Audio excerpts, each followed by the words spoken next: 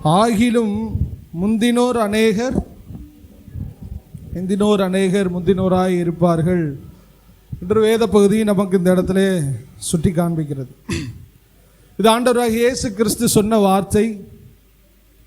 அநேகர் அழைக்கப்படுவார்கள், அநேகர் ரட்சிக்கப்படுவார்கள், அநேகருக்கு சுவிசேஷம் அறிவிக்கப்படும். ஆனாலும் அவங்க எந்த நிலைமையில் அழைக்கப்பட்டார்களோ அந்த நிலைமையில் காக்கப்பட வேண்டும் என்பது ஆண்டவருடைய எச்சரிப்பின் வார்த்தை. காக்கப்படாவிட்டால் அழைக்கப்பட்ட விதம் பெருசாக இருக்கலாம், ஆனால் கடைசி வரை நாம் ஓட்டத்தை ஓடி முடிக்க முடியாது. ஃபஸ்ட்டு ரசிக்கப்பட்டிருப்பாங்க, கடைசியில் பின்மாற்றக்காரர்களாய் மாறி இருப்பார்கள். கடைசியில் ரசிக்கப்பட்டிருப்பார்கள், பாவிகள் என்று எல்லாரும் உங்களை சொல்லியிருப்பாங்க, பாவம் பண்ணுறாரு, இவரெல்லாம் மோசமானால அப்படின்னு சொல்லியிருப்பாங்க. நான் ஆண்டவர் அவரை தொட்டதுக்கப்புறம் கடைசியில் அவருடைய ஓட்டத்தை முடிக்க, நல்லதாக முடிக்க அவங்களுக்கு வாய்ப்பு அமைகிறது. முன்பழைக்கப்பட்டாலோ பின்பழைக்கப்பட்டாலோ எது எப்படியோ ஒரு மனுஷன் பரலோக ராஜ்யத்துக்கு ஜெயத்தோடு கூட வெற்றி அடைஞ்சு பரலோகத்துக்கு போகணும். எத்தனை பேர் விரும்புகிறீங்க?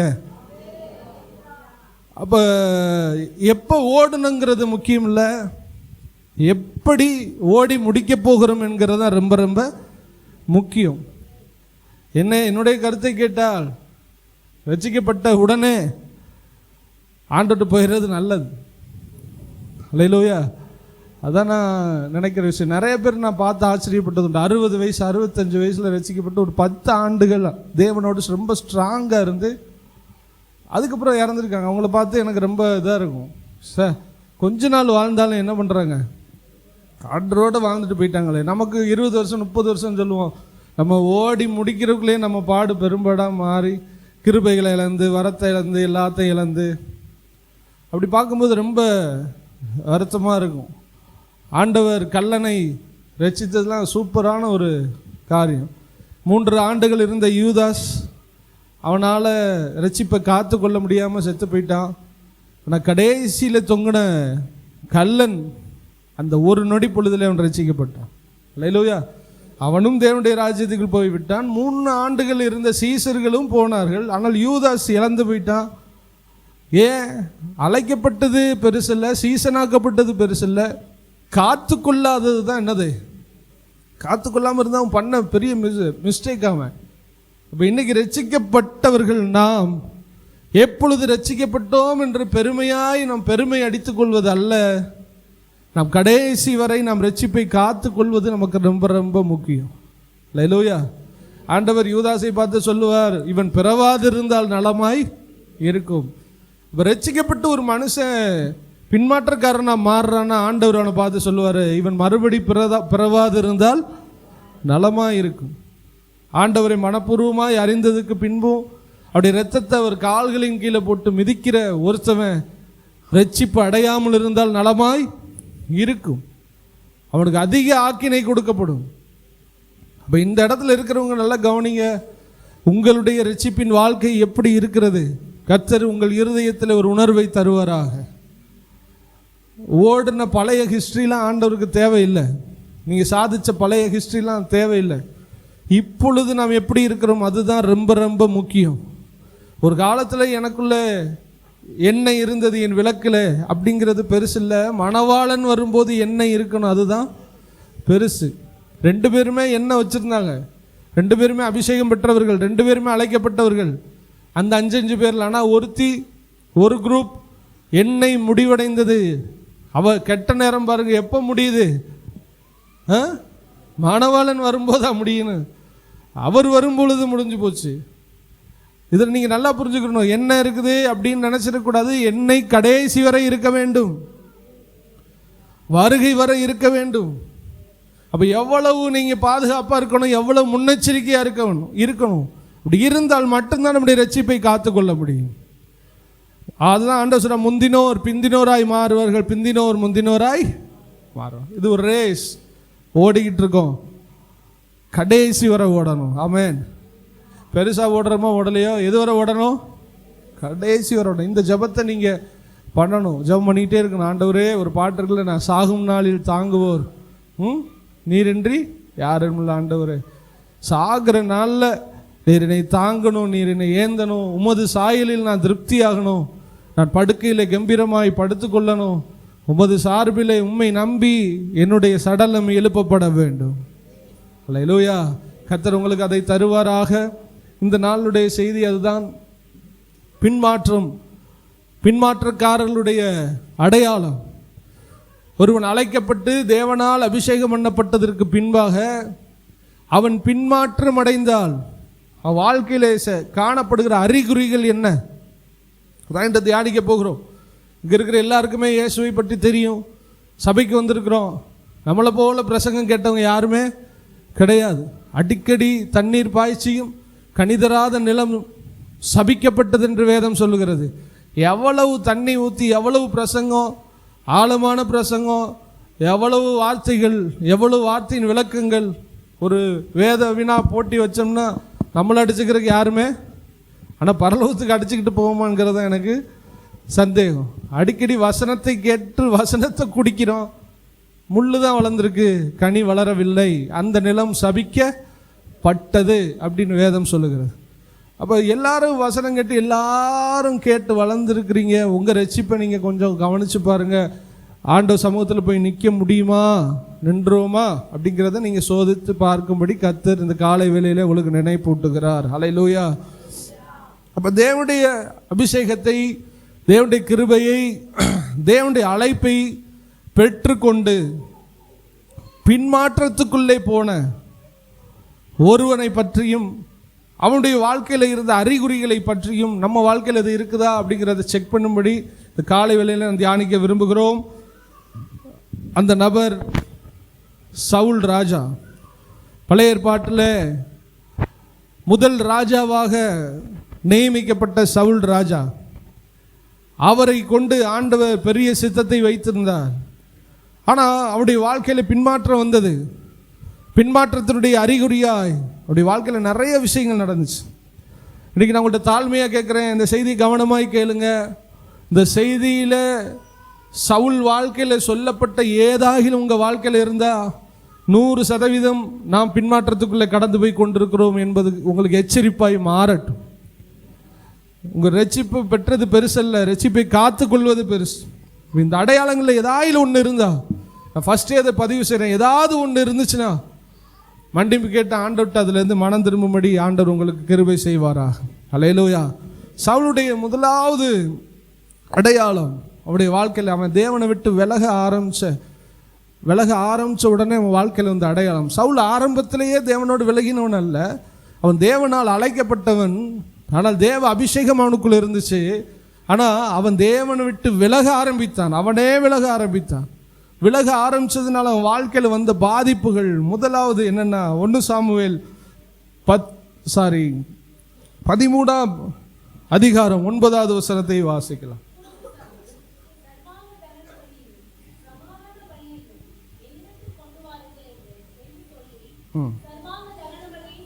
ஹல்லேலூயா.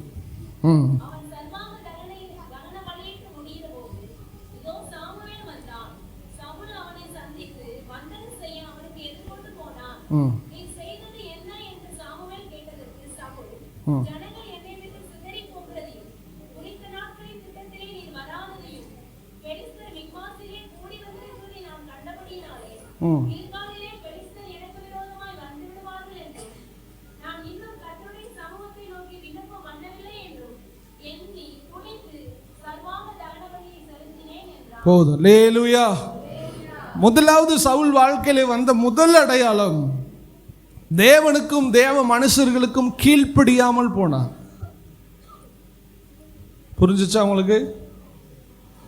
எப்பொழுது ஒரு மனுஷனுக்குள்ளே கீழ்ப்படியாமை வருகிறதோ, தேவனுடைய வசனத்துக்கு, தேவனுடைய வார்த்தைக்கு, தேவன் சொன்னதை அல்லது ஊழியர்கள் சொன்னதை என்று ஒரு மனுஷன் நிராகரித்து அதை தள்ளி போட்டு கீழ்ப்படியாமை அவனுக்குள்ள ஃபஸ்ட்டு உள்ள பிரவேசிக்கும். அப்படி வரும் பொழுது நினச்சிக்கிறணும், நம்ம பின்மாற்றத்தினுடைய ஸ்டார்டிங் ஸ்டேஜுக்குள்ள என்ன பண்ணுறோம், இருக்கிறோம். அல்லேலூயா. ஆண்டவர் சொன்னது உறுதியாக தெரிந்தும் அதற்கு உங்களால் கீழ்ப்படியாத இடம் உங்களுக்குள்ள எனக்குள்ளே வரும். சாமுவேல் சொல்லுகிறார், வாசிக்க வேண்டாம், 1 சாமுவேல் 10:8 இருக்குது.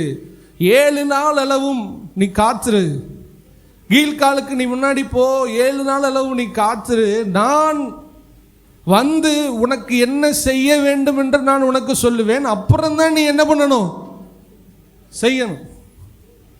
உங்கள் வாழ்க்கையில் இந்த வார்த்தையை நீங்கள் உறுதிப்படுத்திக் கொள்ளுங்கள்.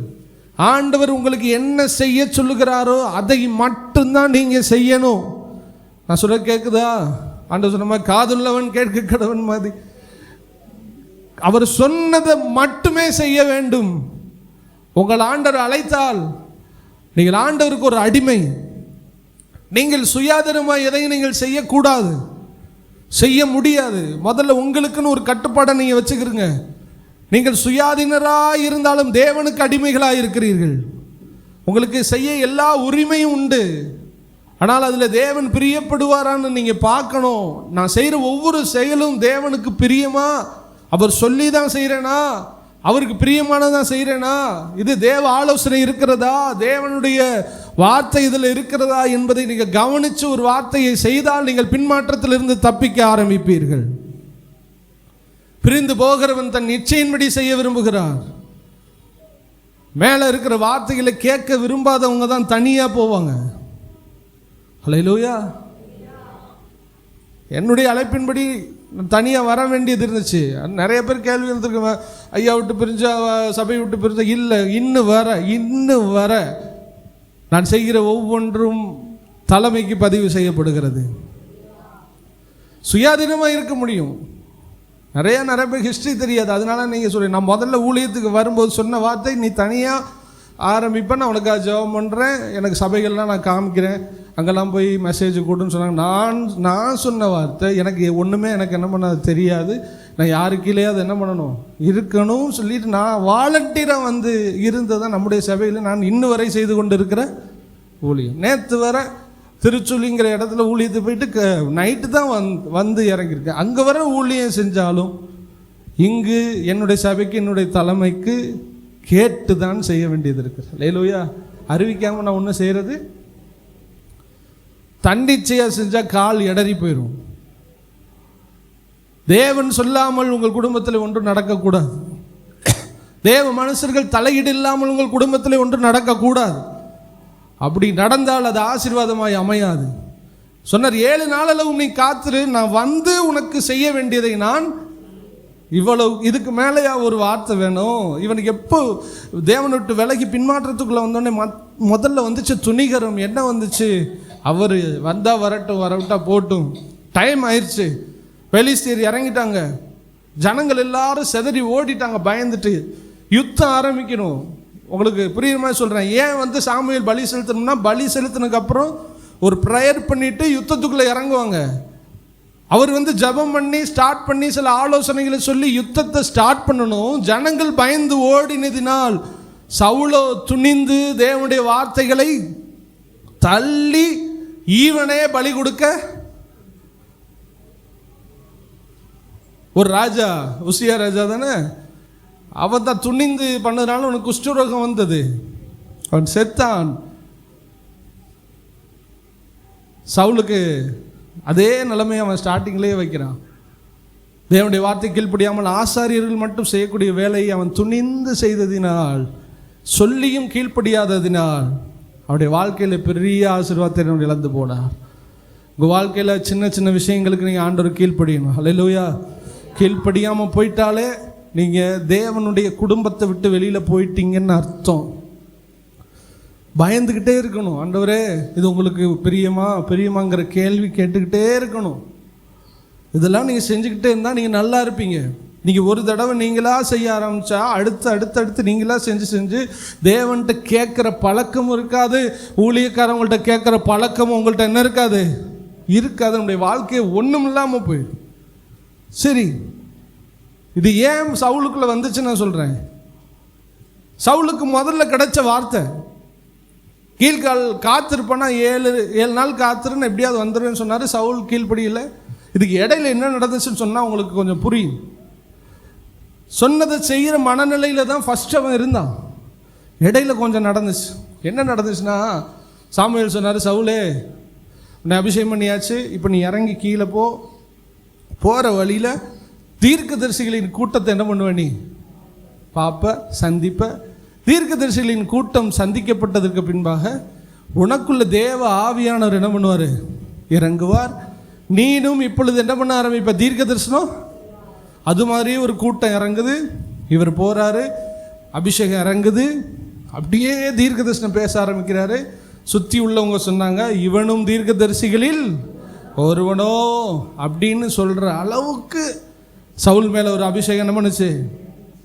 அப்ப நம்ம வாழ்க்கையில் சில அடையாளங்கள் நடந்திருக்கலாம், அதை வச்சு தேவன் என்னோடு இருக்கிறார் நம்ம சொல்லவே. இவனுக்கு என்ன நினைப்பு வந்துருச்சு? சாமுவேல் என்னப்பா தீர்க்கதரிசி, நானும் தீர்க்கதரிசிகளில்.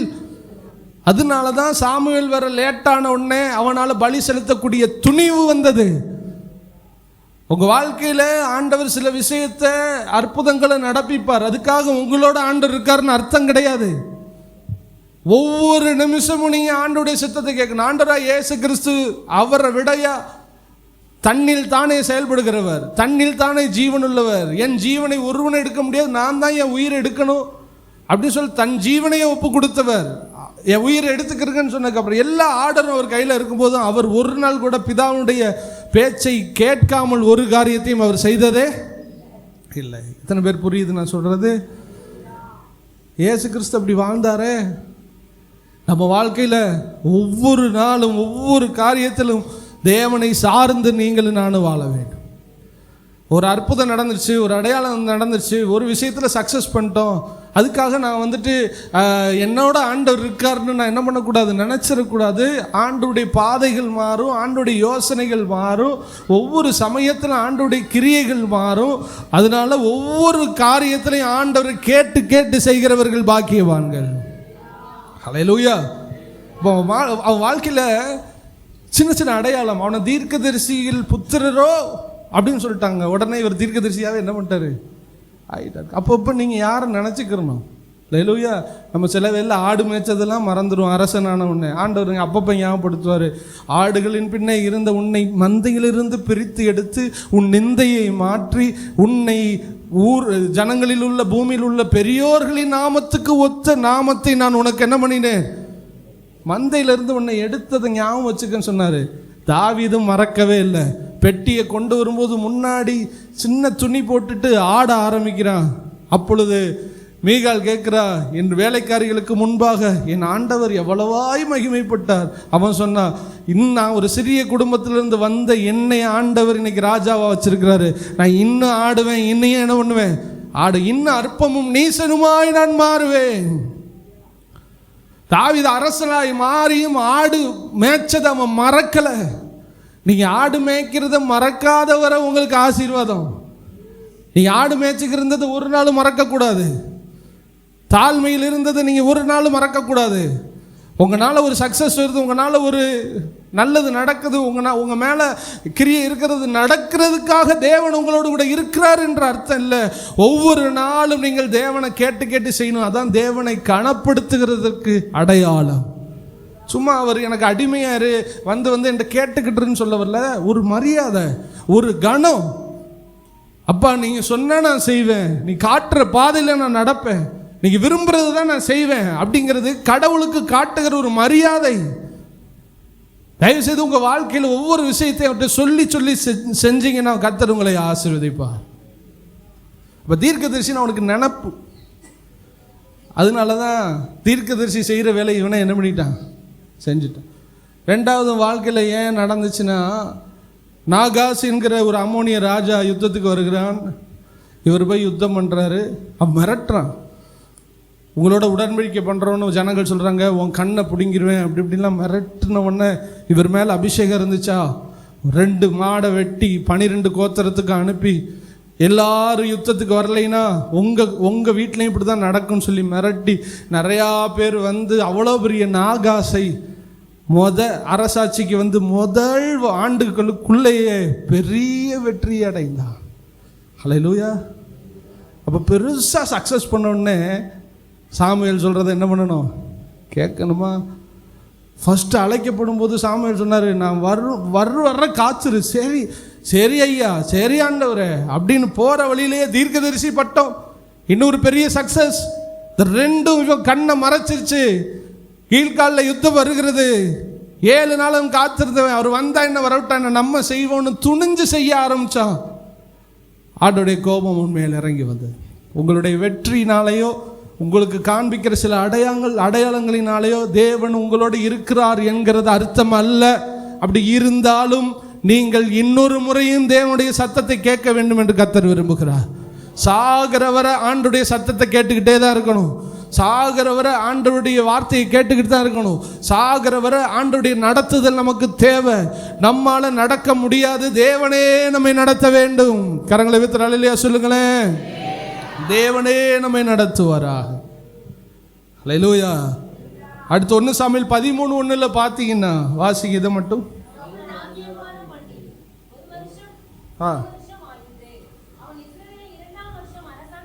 போதும். சவுல் அரசாட்சி செய்து எத்தனை ஆண்டுகள் ஆனது? நிறைய பேர் இந்த வசனத்தை குழப்பிடுவாங்க. 10:8 சொல்றாரு 7 நாள் அளவும், 13:9 7 நாள் அளவும் அவன் காத்திராமல் பலி செலுத்த ஆரம்பிச்சான். இந்த இன்சிடென்ட்டை நிறைய பேர் 100% பேர் எப்படி நினைச்சிருப்போம்னா, 7 நாள் காத்திருக்க சொன்னான், 7 நாள் கழிச்சு வந்தா அவன் கீழ்ப்படியாம போயிட்டான். இல்லை, இடையில எத்தனை வருஷம் ஆயிடுச்சு சொல்லுங்க. அப்ப கில்காலில் சொன்னது என்ன? பெலிஸ்தீனுக்குள்ள யுத்தம் நடக்கும்போது நான் வந்து உனக்கு ஆலோசனை என்ன பண்ணுவேன் சொல்லுவேன். ஒரு வருஷம் கேப். நல்லா புரிஞ்சுக்கணும். சாமுவேல் சொன்ன 7 நாளைக்கு அப்புறம் வர்றேன்னு சொல்றதுக்கும் 7 நாளைக்கு அப்புறம் இவன் பலி செலுத்தினதுக்கும் கேப் எவ்வளவு? 1 ஆண்டுகள். என்ன இதில் நமக்கு புரிகிற விஷயம், நாள் போக போக தேவனுக்கு கீழ்ப்படுகிறது நம்ம மனசில் என்ன ஆகும்? 1 வருஷம்தான் சவுல் தாக்கு பிடிச்சார். நீங்களாவது 20 வருஷம் தாக்கு பிடிச்சி கடைசி வரை தாக்கு பிடிங்கன்னு நான் சொல்ல வர்றேன். அல்லேலூயா. 1 வருஷம்தான் தேவ பக்தி. முந்தினோர் பிந்தினோராய் மாறினான். 1 வருஷம் கூட அவனால காத்திருக்க முடியல. பைபிள் சொல்லுகிறது, அவன் வசனத்தை ஆர்வமாய் ஒருவன் ஏற்றுக்கொள்கிறான், வேறு இல்லாதபடியினால் அவன் சீக்கிரமாய் பட்டு போகிறான். கண்மலையின் மேல விழுந்த விதை என்ன தெரியல, உங்களுக்கு தெரியும்ல, கண்மலையின் விழுந்த விதை என்னாச்சு? வேறு இல்லாததினால். அப்ப சவுலுக்குள்ள வேறு இல்லை. 1 வருஷம்தான். சவுனை இங்க இருக்கிறவங்க எல்லாம் கவனிங்க. உங்களுக்குள்ள ஃப்ரெஷ்ஷா ஆண்டவருக்கோட பக்தி உங்களுக்குள்ள இருந்துச்சுன்னா நீங்க பாக்கியவான்கள். நாள் செல்ல செல்ல நீங்க ஒரு ரகசியத்தை அறியணும். நாள் செல்ல செல்ல கடந்து போக உங்களுடைய அன்பு தணிந்து போகும், உங்களுடைய விசுவாசம் தணிந்து போகும், உங்கள் மேல கிருபை தணிந்து போகும், தேவ அன்பு தணிந்து போகும். அதான் சொல்றார், ஆதியிலே செய்த கிரியைகளை நீ இப்பொழுது. ஒருவன் ஆரம்பத்திலே செய்த கிரியைகள் நாள் செல்ல செல்ல அது தணிந்து போகும். அதுக்கு தான் நான் ஃபர்ஸ்டே சொன்னேன், ரசிக்கப்பட்டவனே மண்டை போட்ட ரொம்ப நல்லது. அது சொன்னது இப்போ புரியுது. ஆண்டவர்கிட்ட ஜெபம் பண்ணுங்க, ஆண்டவர் உங்கள் ஜெபத்தை கேட்பாராக. வருஷம் ஆன உடனே வர மாமியா கழுத போல, அது மாதிரி 1 வருஷத்தை தாக்கு பிடிக்க முடியாத ரட்சிப்பு தான் சவுலுடையது. அதான் சொல்கிறேன், வருஷம் ஆக ஆக நீங்கள் வளர்ந்துக்கிட்டு இருக்கணும். நீங்கள் தேஞ்சிக்கிட்டு என்ன பண்ணக்கூடாது இருக்கு. பின்மாற்றத்தினுடைய அடையாளம் ஃபஸ்ட்டு கீழ்ப்படியாதது. இது எப்படி வந்தது? தன் தீர்க்கதரிசி என்று அவன் நினைத்து கொண்டான், தனக்கு கிடைத்த வெற்றி. அடுத்து வருஷங்கள் ஆனதினால் அவனுடைய விசுவாசமும் குறைபட ஆரம்பிச்சு. ஆண்டவர் சொன்னார், மனுஷகுமாரன் வரும்பொழுது விசுவாசத்தை, மணவாளன் தாமதித்த பொழுது அவர்கள் உறங்கினார்கள். எப்ப? தாமதித்த பொழுது. அல்லேலூயா. இப்ப தாமதம், ரொம்ப டிலே. ரட்சிக்கப்பட்டு பல ஆண்டுகள் போய்கொண்டிருந்தா ரொம்ப ஜாக்கிரதை. வர வர விருத்தியாகணும், வர வர குறைஞ்சுக்கிற கூடாது. பின்மாற்றத்தில் ஒரு அடையாளம், சவுலின் குடும்பம் வர வர தாழ்த்தப்பட்டது, தாவீதுனுடைய குடும்பம் வர வர விருத்தியாக. நீங்கள் விசுவாசத்தில் எல்லாத்துலேயும் வர வர விருத்தி அடைஞ்சா தான் கரெக்டான ஆவிக்குரிய லைஃபுக்குள்ளே இருக்கீங்கன்னு அர்த்தம். நீங்கள் தேஞ்சு கீழே போய்கிட்டே இருந்தீங்கன்னா பின்மாற்றத்துக்குள்ளே போகிறீங்கன்னு அர்த்தம். சவுலுடைய முதலாவது பின்மாற்றத்தின் அடையாளம் கீழ்ப்படியாமை. அல்லேலூயா. ஒரே ஒரு வசனத்தை அந்த கீழ்ப்படியாமைக்கு இடையே நம்ம பார்த்து நம்ம அடுத்த பாயிண்ட்டுக்கு போக போகிறோம். நீதிமொழிகள் 28:14 தான் நினைக்கிறேன். எடுத்தவங்க வாசி. எப்பொழுதும் எப்பொழுதுமே தேவனுக்கு பயந்து இருக்கணும், தேவனை சார்ந்து இருக்கணும், தேவன்கிட்ட கேட்டு கேட்டு செய்யணும். வெற்றி கிடைச்ச உடனே தேவனை மறக்கக்கூடாது. சில அடையாளம் உங்களுக்குள்ள இருக்கிறாருன்னு தெரிஞ்ச உடனே தேவனை மறக்கக்கூடாது. வருஷம் ஆனாலும் தேவனை என்ன பண்ணக்கூடாது? மறக்கக்கூடாது. என்ன பண்ணணும்? எப்பொழுதும் எவ்வேளையும் பயந்திருக்கிறவன் பாக்கியவா. எந்த நாளும் ஒவ்வொரு நாளும் நீங்கள் தேவனுக்கு பயப்படுங்க. தேவனுடைய வார்த்தையை கேட்டு கேட்டு நீங்கள் அவருக்கு செஞ்சீங்கன்னா உங்களுக்கு நன்மையானதை கர்த்தர் உங்களுக்கு தருவார். அல்லேலூயா. அடுத்து தாவீதுடைய வாழ்க்கையில் சவுலுடைய வாழ்க்கையில் பின்மாற்றத்தினாலே வந்த அடையாளம் என்ன அப்படின்னா 1 சாமுவேல் 15:2-3 வாசிக்கலாம்.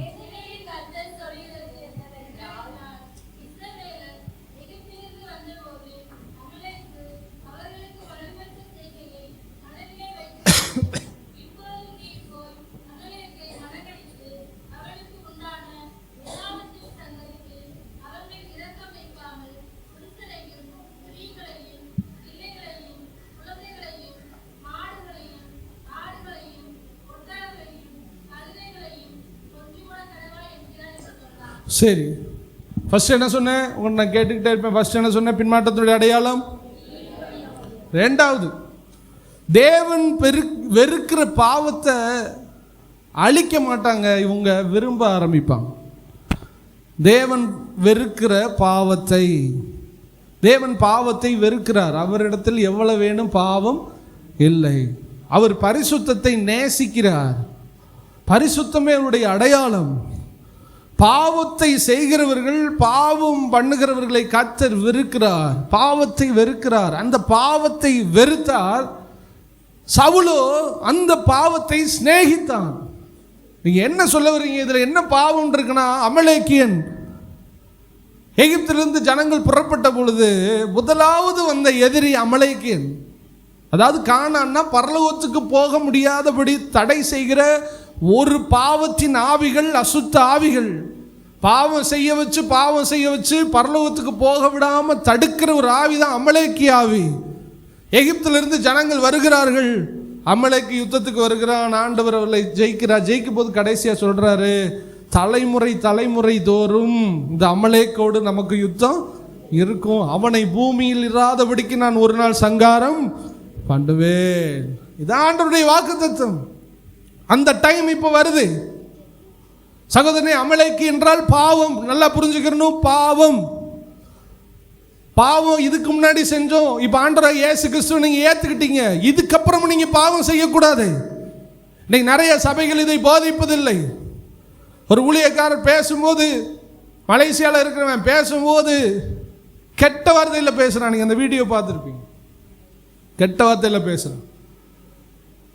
ஒருத்தவன் சினிமா பாட்டு பாடி தான் வொர்ஷிப். அவங்க என்ன சொல்றாங்க? நல்ல கருத்துள்ள பாடல்கள், அப்பாவுக்கும் மகனுக்கும் உறவுள்ள பாடல்களை, எல்லாது லவ் பாடல்களில் நம்ம ஆண்டவரை நினச்சிக்கிட்டு பாடணும்னு சினிமா பாட்டு படிக்கிறான். நான் உங்களுக்கு எழுப்பி விட்டு பாடணும் எப்படி இருக்கும்? ஜெர்மனியில் அப்படின்னு படித்தா எப்படி இருக்கும்? பழைய ஆளுகளுக்கு பிடிக்கும். அது பழைய வொர்ஷிப் பாடல். புது பாடல்லாம் படிச்சுக்கிட்டு ஆளுக்கு அப்படியே வொர்ஷிப் பண்ணிக்கிட்டே இருந்தா இப்படி பண்ணுறான். கெட்ட வார்த்தை பேசுகிறான். இதெல்லாம் பண்ணுறான். இதெல்லாம் தேவன் நேசிக்கிற பாவம். வெறுக்கிற பாவத்தை மனுஷன் நேசிக்கிறான். இயேசு ஏன் வந்தார்? இயேசுக்கு பேர் டெஃபினிஷன் சொல்லுங்க. கிறிஸ்மஸ் நாங்கள் போய் வெளியில் கூட்டத்துக்கு தான் சொல்ல. இயேசு என்றால் பாவத்தை நீக்கி நம்மை ரட்சிக்கிறவர். நீக்கினா ஒரு மனுஷனுக்குள்ள இருந்து வேர் புடுங்கி அதை எரிகிறவர். நீக்கி என்றால் கரை, ஸ்டெயின் சொல்லுவாங்க, கரை. அந்த கரை சட்டை விட்டு போகுது, அந்த கரையை நீக்குகிறவர். பிசாசின் கிரியைகளை அழிக்கவே மனுஷகுமாரன் வந்தார். அவனுடைய கிரியைகள் என்ன? பாவம். இங்க இருக்கிற திருச்சபை மக்கள் நல்லா புரிஞ்சுக்கணும். பாவத்தை ஆண்டவர் வெறுக்கிறார். இங்க யாராவது பாவத்தை நேசிக்கிறீங்களா? ஆண்டவர் வெறுக்கிற பாவத்தை நீங்க நேசிச்சா நீங்கள் பின்மாற்றக்காரர்கள். ஹல்லேலூயா. ஆண்டவர் சொன்னார், அமலேக்கை இரக்கம் பார்க்காத. என்ன சொன்னார்? இரக்கமே பார்க்காத. யாரை யாரை கொள்ளணும்? பெரியவங்களை கொள்ளு, ஆடு மாடை கொள்ளு. ஐயா, குட்டி குட்டி குழந்தைகளா இருக்கப்பா, குழந்தையும் போட்டு தள்ளுறா, கொன்றுன்னு சொல்லிட்டார் அந்த நாட்கள்ல. ஏன்? அந்த நாட்கள்ல ஆவியின்படி யுத்தம் இல்லை, மாம்சத்தின்படி யுத்தம். அந்த பிஞ்சு குழந்தைகள் பாவத்தில் பிறந்தவர்கள். அவன் வளர்ந்து உன் சந்ததியும் பாவமாக்கிடுவான். குழந்தையும் பார்க்காத, கொன்று. வேற என்ன செய்ய? உன்னை கெடுத்துருவான். குழந்தையும் கொள்ளு. ஆடு மாடையும் கொன்று. ஏன் ஆடு மாடை கொல்ல சொன்னார் தெரியுமா? ஆடு மாடோட அவங்க செக்ஸ் வச்சுக்கிடுவாங்க அமலேக்கியர். அந்த ஆடு மாடு உனக்கு வேணாம், அது ஓ ஆடு மாடோட சேரும், அதுவும் வேணாம். குழந்தை பாவத்தில் பிறந்தவன் அவனும் வேணாம், பெரியவன் அவனும் வேணாம், ராஜா அவனை மட்டும் விட்டுமா, ராஜாவும் வேணாம். எல்லாத்தையும் ஒன்றும் இல்லாமல் ஆக்கிடுறா. அவன் நமக்கு வேணவே வேணாம், அவனை வேரோடு பிடுங்கி கருவறுத்துடணும், அவன் இருக்கவே கூடாதுன்னு வைராக்கியமாய் பேசினார். அந்த அமலேக்கு தான் பாவம். தேவனை உண்மைக்குமே இங்கே யாராவது பிரியப்படுத்த நினைச்சா பாவத்தை உங்கள்கிட்ட இருந்து துரத்துங்க, தேவன் பிரியப்படுவார். அல்லேலூயா. கொல்ல சொன்னாரு. இவர் ரெண்டாவது செஞ்ச விஷயம், தேவன் வெறுக்கிற அமலேக்கினை என்ன பண்ணுறாரு? யுத்தம் பண்ணுறாரு. யுத்தம் பண்ணிட்டு சும்மா நொண்டி நோக்கரையா சப்பையா ஒரு மாதிரி இருக்கிற அமலேக்கர்லாம் போட்டு தள்ளிட்டு ஹெல்த்தாக இருக்கிற அமலேக்கரில் எடுத்தான், ஹெல்த்தாக இருக்கிற ஆடு மாடில் எடுத்தான். குறைபட்டு மெலிந்திருக்கிற ஆடு மாடுகளை கொன்று போட்டான். கொளுத்த ஆடு மாடுகளை எடுத்துக்கொண்டான். அப்படியே எடுத்துக்கிட்டு ராஜாவை பார்க்குறான். ராஜாவும் கொழுமையாக இருக்கிற இவன் நமக்கு யூஸ் ஆவான்டான்னு ராஜாவை எடுத்து வந்து பத்திரமா காப்பாற்றிட்டான். எல்லாம் முடிந்தது. இப்பொழுது தீர்க்கதரிசி உள்ளே வருகிறான். அல்லேலூயா. உள்ளே வந்து கேட்குறான், என்னப்பா? உள்ளே வந்தவொடனே அவர் சொல்கிறாரு, தீர்க்கதரிசி பார்த்து, நீங்கள் சொன்னபடி எல்லாம் நான் என்ன பண்ணிட்டேன்? செஞ்சுட்டேன். அப்படியானால் உள்ள கேட்குற சத்தம் என்ன? உள்ள கேட்குதப்பா ஆடு மாடுடைய சத்தம் என்ன அப்படின்னு கேட்கும்போது திரும்ப பேசுகிறான். ஜனங்கள் எல்லாரும் ஆசைப்பட்டாங்க, நான் வந்துட்டு அந்த கொழுமையானதெல்லாம் என்ன பண்ணிக்கிட்டேன்? எடுத்து வச்சுட்டேன். அதோட சாமுவேல் சொன்ன வார்த்தை, பேச்சை விட்டும், இதோட நிறுத்து. தேவன் வெறுக்கிற அமலேக்கினை நீ காப்பாற்றினாய். இந்த பாவம் செய்கிறவன் ஃபுல்லாக சாக்கு போக்கு சொல்லுவான். அல்லேலூயா. என்ன சொல்லுவான்? நானா பாவம் செய்யல, நான் இப்படி இருந்துட்டு என் ஃப்ரெண்டு தான் இப்படி பாவம் செய்ய வச்சான், என் ஃப்ரெண்டுனால தான் நான் கெட்டேன், என் சூழ்நிலையினால தான் நான் கெட்டேன், இந்த ஜனங்களால தான் நான் இப்படி மாறிட்டேன் அப்படின்னு சவுல் சொல்கிறான். ஆண்டவர் சொல்லுகிறார், இல்லை இல்லை, இதோட உன் பேச்ச விட்டு. நான் என்ன சொன்னேன்? நீ அமலேக்கின் ஒருவனும் உயிரோடு கூட இல்லாதபடிக்கு நீ அழிக்கணும் தானே நான் சொன்னேன், நீ அழிக்கலை அப்படின்னு சொன்ன. சோதனை, உங்கள் வாழ்க்கையில் என்னென்ன பாவம் இருக்குது? சிலர் பெரிய பாவத்தை என்ன பண்ண, குட்டி பாவத்தெல்லாம் விட்டு பரிசுத்தவான் மாதிரி காமிப்பாங்க, ஆனால் சில விஷயத்தை உள்ளே வச்சுக்கிட்டே இருப்பாங்க. அல்லேலூயா. என்ன சொல்லுவாங்க? எல்லாம் நான் போய் சொல்ல மாட்டேன், அது பண்ண மாட்டேன், இது பண்ண மாட்டேன், பரிசுத்தமாக இருக்கேன் அப்படின்னு சொல்லி சின்ன சின்ன ஆடு மாடெல்லாம் கொண்டுருவாங்க. உள்ளே இருக்கும் பண ஆசை. இந்த பண ஆசை மட்டும் என்ன பிரதர் என்னால் விடவே முடியல. இந்த வட்டி கொடுக்கறது வாங்குறது மட்டும் என்னால் விடவே முடியவில்லை. எனக்கு இந்த பொய் சொல்றது மட்டும் பிரதர் போகவே மாட்டேங்குது. இதெல்லாம் நீங்க விரும்பின பாவம், அதனாலதான் இதை காப்பாற்றுகிறீர்கள். ஆண்டவர் சொன்னார், சிறியதோ பெரியதோ பாவம் பாவம் தான், பாவத்தை நீ அழிக்க வேண்டும் என்று கர்த்தர் சொன்னார். ஒருவரை நீ விட்டு வைக்க கூடாது. பரிசுத்தம் ஆகிறவன் இன்னும் பரிசுத்தமாகட்டும். அல்லேலூயா. சுத்தம் உள்ளவனுக்கு சகலமும் அவரிடத்தில் எவ்வளவேனும் பாவம் இல்லவே இல்லை. அல்லேலூயா. எத்தனை பேர் பாவத்தை விட்டு வச்சிருக்கீங்க? அந்த கேம் மட்டும் விளையாடுவேன் பிரதர், அதை மட்டும் என்னால் விட முடியாது பிரதர். நான் இந்த பெண்ணோட இல்லை இந்த ஆணோட மட்டும் பேசிக்கிட்டு இருப்பேன், அதை மட்டும் என்னால் முடியல, நான் ஆதாயப்படுத்திக்கிட்டு இருக்கேன் பிரதர். பிரதர் இந்த வட்டி மட்டும் விட முடியல பிரதர். பிரதர் இந்த சீரியலை மட்டும் விட முடியல பிரதர். இதை மட்டும் விட முடியல, இதை மட்டும் விட முடியல, இதை மட்டும் விட முடியல. நீ இதெல்லாம் நீங்க பதுக்கி வச்ச கொழுமையான கன்றுகள். ஆண்டவர் சொல்றாரு, நீ அழிக்கிற சின்ன சின்ன விஷயம் எனக்கு தேவையில்லை. உனக்குள் நீ எதை பதுக்கி வைத்திருக்கிறாயோ, எந்த பாவத்திலிருந்து வெளியே வர மனதில்லாமல் இருக்கிறாயோ, அந்த பாவத்திலிருந்து வெளியே வர வேண்டும் என்று கர்த்தர் விரும்புகிறார். நான் தீர்க்கதரிசி அல்ல, உங்களுக்குள்ள இது இருக்குன்னு நான் சொல்றதுக்கு. உங்களுக்குள்ள என்ன இருக்குன்னு உங்களுக்கு தான் தெரியும். உங்களுக்குள்ள இருக்கிற பாவத்தை நீங்கள் அழித்தே ஆக வேண்டும். மொத்தத்தில் புரிஞ்சுக்கிறதுக்கு, சிறிய பாவமோ பெரிய பாவமோ அது தேவன் வெறுக்கிற பாவம். நீங்கள் விட்டு வைக்கிற பாவம் எப்படி தெரியுமா இருக்கும்? அந்த ராஜாவை பதுக்கி வச்சுட்டானா சாமுவேல் வருவார். சாமுவேல் வந்து திட்டிலாம் முடிச்சுட்டு சவுலை ஒதுக்கிட்டு, போடா அறிவில்லாதவனே, நீ வந்துட்டு அபிஷேகத்தை பெற்று நீ என்ன செய்ய, நீ அங்கிட்டு போ, கர்த்தர் உன்னை தள்ளிட்டாரு, போ, அதிகமாக நீ செஞ்சுட்ட சொல்லிட்டு பட்டயத்தை எடுத்துக்கிட்டு வெறியா மாறிட்டார். சாமுவேல் சொன்னோடனே உங்களுக்கு தாடி வச்சுக்கிட்டு இப்படியே கூணு வளைஞ்சிக்கிட்டு இருக்கவர் தான் உங்களுக்கு ஞாபகத்தில் வரையும். அருவாவை எடுத்துட்டு கொண்டு வாங்க, அவன் மறைச்சி வச்சு எல்லாத்தையும் கொண்டு வான்னு சொல்லி போட்டு தள்ளாம ஆடு மாடு மனுஷங்க எல்லாரையும் போட்டு தள்ளிட்டு ராஜாவங்க நல்லா கவனிக்கணும். ஆண்டவர் ஒருத்தம் இல்லாமல் கொள்ளுன்னு சொல்லிட்டாரு. அது முக்கியமான ஆளு ராஜா. இந்த ராஜாவை சவுல் ராஜா என்ன பண்றான் பாருங்க, உள்ள போய் பத்திரமா ஏசி ரூம் போட்டு பாதுகாத்து அவனை பத்திரமா வச்சிருக்காரு. அவர் உள்ள ஜாலியா இருக்கிறார். எப்படி இருக்காரு தெரியுமா?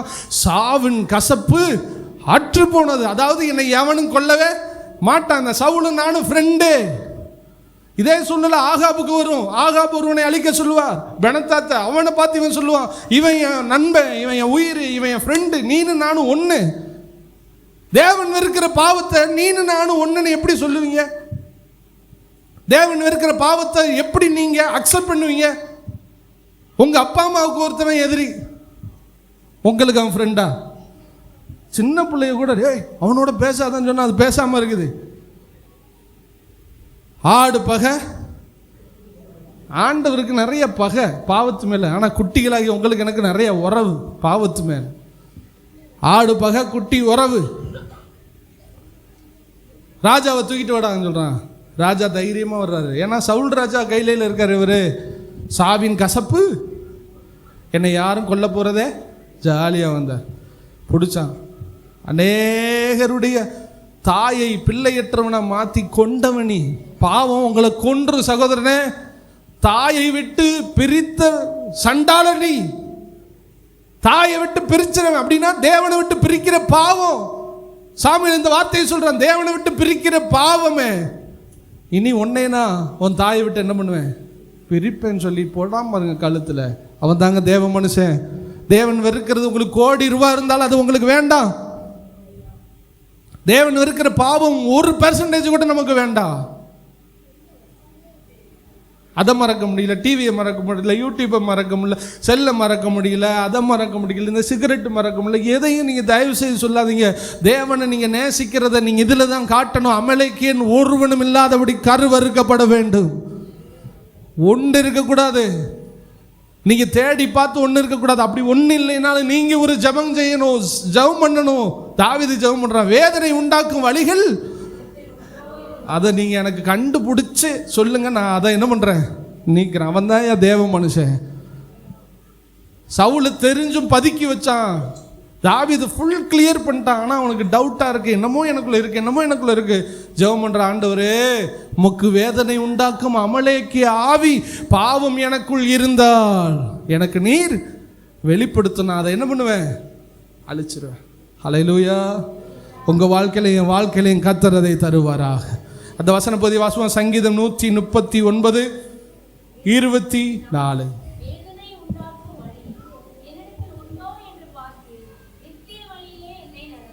வேதனை உண்டாக்கும் வழி ஏதாவது இருக்கா?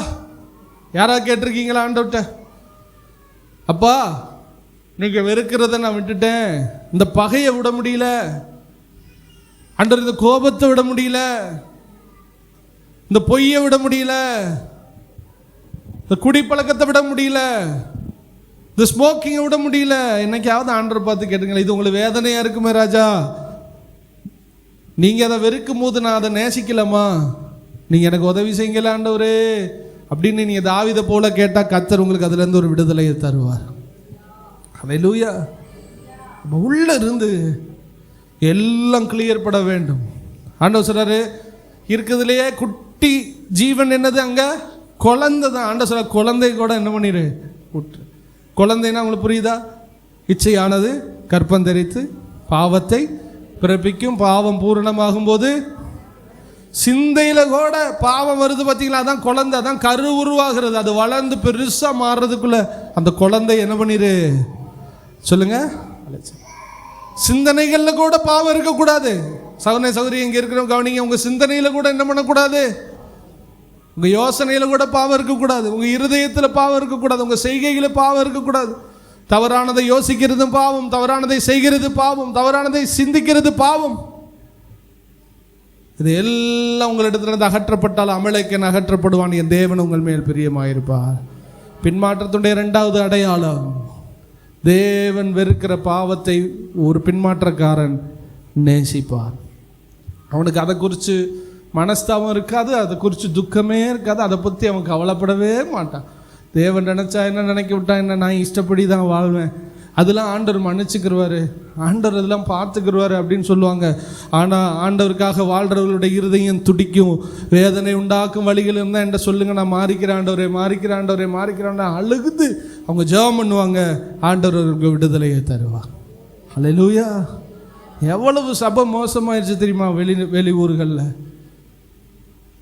பாஸ்டர் பசங்கள்லாம் சபையில் இருக்கிறாங்க, முடிச்சதுக்கு அப்புறம் இச்சையாக பேசிக்கிறாங்களா. எனக்கு அங்கே இருக்கிற சகோதரன் சொன்னாங்க, இச்சையா அந்த பொண்ணை பார்த்தியாடா, அப்படி பண்ணியாடா, அப்படியே இந்த செக்ஸுவல் சம்பந்தமாக பயங்கரமாக பேச. யார் பாஸ்டர் கீழே உள்ள யூத் ஃபெல்லோஷிப்பில் உள்ளவங்க, அந்த அந்த சபைக்கு போகிற சகோதரன் சொல்கிறான், நல்லா ஆராதிக்கிறாங்க, நல்லா ஆண்டவர் அழுகுறாங்க, இறங்கி வந்தால் இதை பேசுகிறாங்க, எனக்கு ஒன்றுமே புரியல பாஸ்டர்.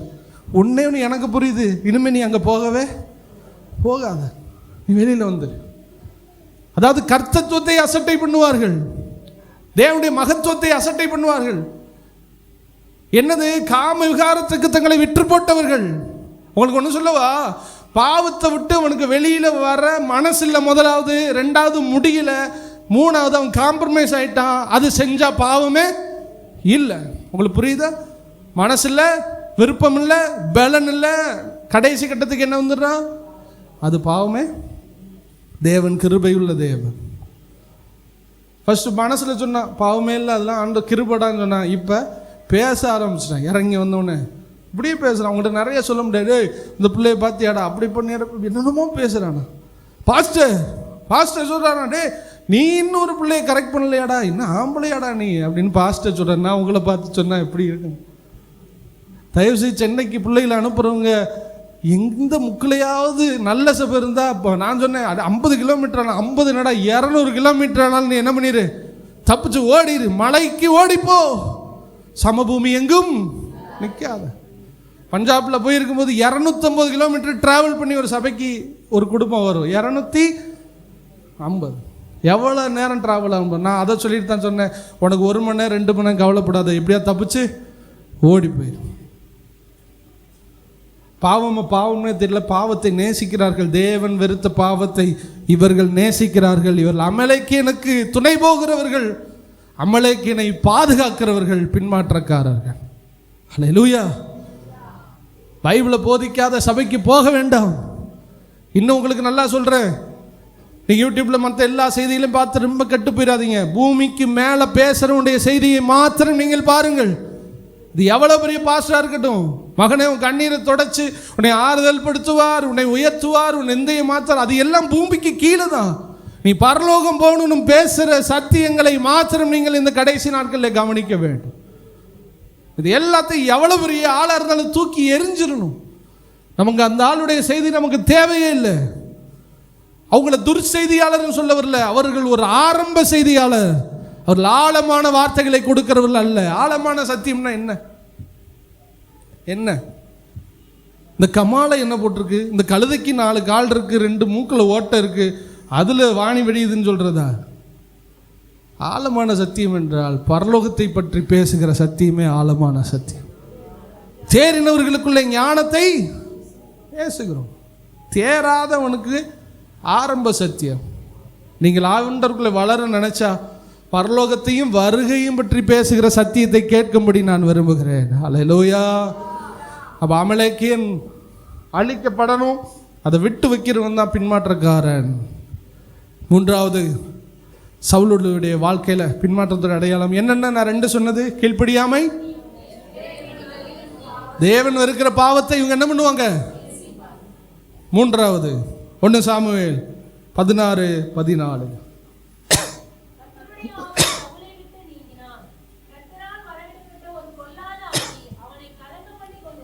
போதும், அப்படியே ஆண்டவர் பார்த்துக்கிட்டே வர்றாரு. நான் உங்களுக்கு ஸ்டேஜ் பை ஸ்டேஜாக சொல்கிறேன். ஃபஸ்ட்டு துணிவு கீழ்ப்படியாமை, ரெண்டாவது பாவத்தை விட்டு வைக்கல, அழிக்கலை, விட்டு வச்சுட்டா. மூணாவது என்ன நடந்துச்சுன்னா, உள்ள இருக்கிற ஆவியானவர் இப்போ வெளியில் என்ன பண்ணிட்டாரு? நிறைய பேர் இது தெரியாமலே வாழ்ந்துக்கிட்டு இருக்காங்க. உள்ள ஆவியானவர் இருக்கிறாரா என்பதை நீங்கள் பார்க்கணும். உங்களுக்குள்ளே ஆத்மத்தில் ஜீவன் இருக்கான்னு முதல்ல நீங்கள் உங்களை செக் பண்ணுங்க. இங்கே உள்ள எல்லாரும் உங்களுக்கு ஒன்று சொல்கிறேன், நீங்கள் திரும்ப அதை தான் சொல்கிறேன், எப்பொழுது நீங்கள் அழைக்கப்பட்டோங்கிறது முக்கியம் அல்ல. இப்பொழுது உங்களுடைய ஆத்ம தீபம் எரிந்து கொண்டு இருந்தால் தப்பிப்பீர்கள். இப்போ கரண்ட் ஸ்டேட்டஸ் தான் ரொம்ப முக்கியம். கரண்ட் ஸ்டேட்டஸ் இப்போ என்ன இருக்குமோ அதான் முக்கியம். உங்களுடைய வரலாறு தேவையில்லை. நீ அவர்கிட்ட ரசிக்கப்பட்ட, இவர்கிட்ட ரசிக்கப்பட்ட, அவர்கிட்ட அபிஷேகம் பண்ணப்பட்ட, அப்படி அந்த வரலாறு ஆண்டவருக்கு தேவையில்லை. இப்பொழுது உங்கள் தீபம் எரிய வேண்டும். அந்த 5 கன்னிகள் என்ன சொல்லியிருப்பாங்கன்னா, என்ன கொண்டு வந்தோம், நாங்களும் கொண்டு வந்தோம். ஆண்டவர் சொல்ல, இப்போ இருக்குதாப்பா, அதை சொல்லு முதல்ல. உங்கள் தீபம் இப்பொழுது எரிகிறதா? உங்கள் ஆத்மாவில் உயிர் இருக்குதா? மரித்தோரை விட்டு நீ எழுந்திரு என்று கர்த்தர் சொல்லுகிறார். மரித்தோரை விட்டு எழுந்திருக்கிறதுனா என்ன? ஆத்மாவில் செத்த அனுபவம் மாற வேண்டும். செத்த அனுபவம்னா என்ன? ஆத்மாவில் செத்த அனுபவம்னா என்ன? யாராவது சொல்லுங்க, உங்களுக்கு தெரியும். நீ சும்மா நானும் தெரிஞ்சுக்கிறேன். செத்த அனுபவம்னா என்ன? இருக்கிறது ஆண்டவர் இல்லாமல் வாழ்றது. அடுத்து கவனிங்கள, ஆண்டவரை குறிச்ச பசிதாகம் இருக்காது. ஒருத்தவன் செத்துட்டா அவனுக்கு பசிக்காது. பசிக்குமா? இன்னொன்று டாக்டர்ஸ்ட கேளுங்க, நோய் வந்துட்டாலே அவனுக்கு முதல்ல அட்டாக் பண்ணுறது பசியின்மை. காய்ச்சல் ஃபுல்லாக இருக்குது, யார் சாப்பிடுவா? சிலர் தான் காய்ச்சல்லையும் வளைச்சிக்கிட்டுவான். நம்ம சென்னையில் இருக்கும்போது ஒரு நாள் காய்ச்சல் எப்படி தாங்க முடியாமல், அப்போ ஒரு ஆட்டோக்காரன் சொன்னான், தம்பி அந்த மலேரியா அதெல்லாம் பார்க்காத, நல்லா போய் பிரியாணி வாங்கி வயிறு முட்டை தின்னு அப்படியே வாந்தி எடு, மலேரியா எல்லாம் வாந்தி வெளியா. ஓ, நல்ல ஐடியாவாக இருக்கிறா. இந்த இந்த இந்த மருத்துவம் தான் எங்களுக்கு தேவை. நல்லா தின்னுட்டு நல்லா வாந்தி எடு. சாப்பு நோய் வந்துட்டா பசிக்காது. உங்கள் ஆத்மா செத்தனுடைய முதல் அடையாளம் தேவன் மேல் உள்ள பசிதாகம் உங்களை விட்டு விலக ஆரம்பிக்கும். தேவன் உங்களுக்கு உணவாக மாறி பசிக்கணும்னா என்னென்ன, லேட்டாகும்போது சாப்பிட வயிறு குடையுதுல, உங்கள் ஆத்மா மாடானது நீரோடை வாஞ்சிக்கிறது போல் அவரை தேடணும். ஜபம் பண்ணல, ஐயோ ஜபம் பண்ணலையே, ஐயோ பைபிள் படிக்கல, ஐயோ கூட்டத்துக்கு போலையே, ஐயோ ஆண்டவரே, தாவீது சொல்ற, படுக்கையிலும் நான் உண்மை நினைக்கிறேன், தூங்க கூட முடியாம தூக்கத்திலையும் தேவனை நினைச்சுக்கிட்டு. தேவனுக்காக பசி.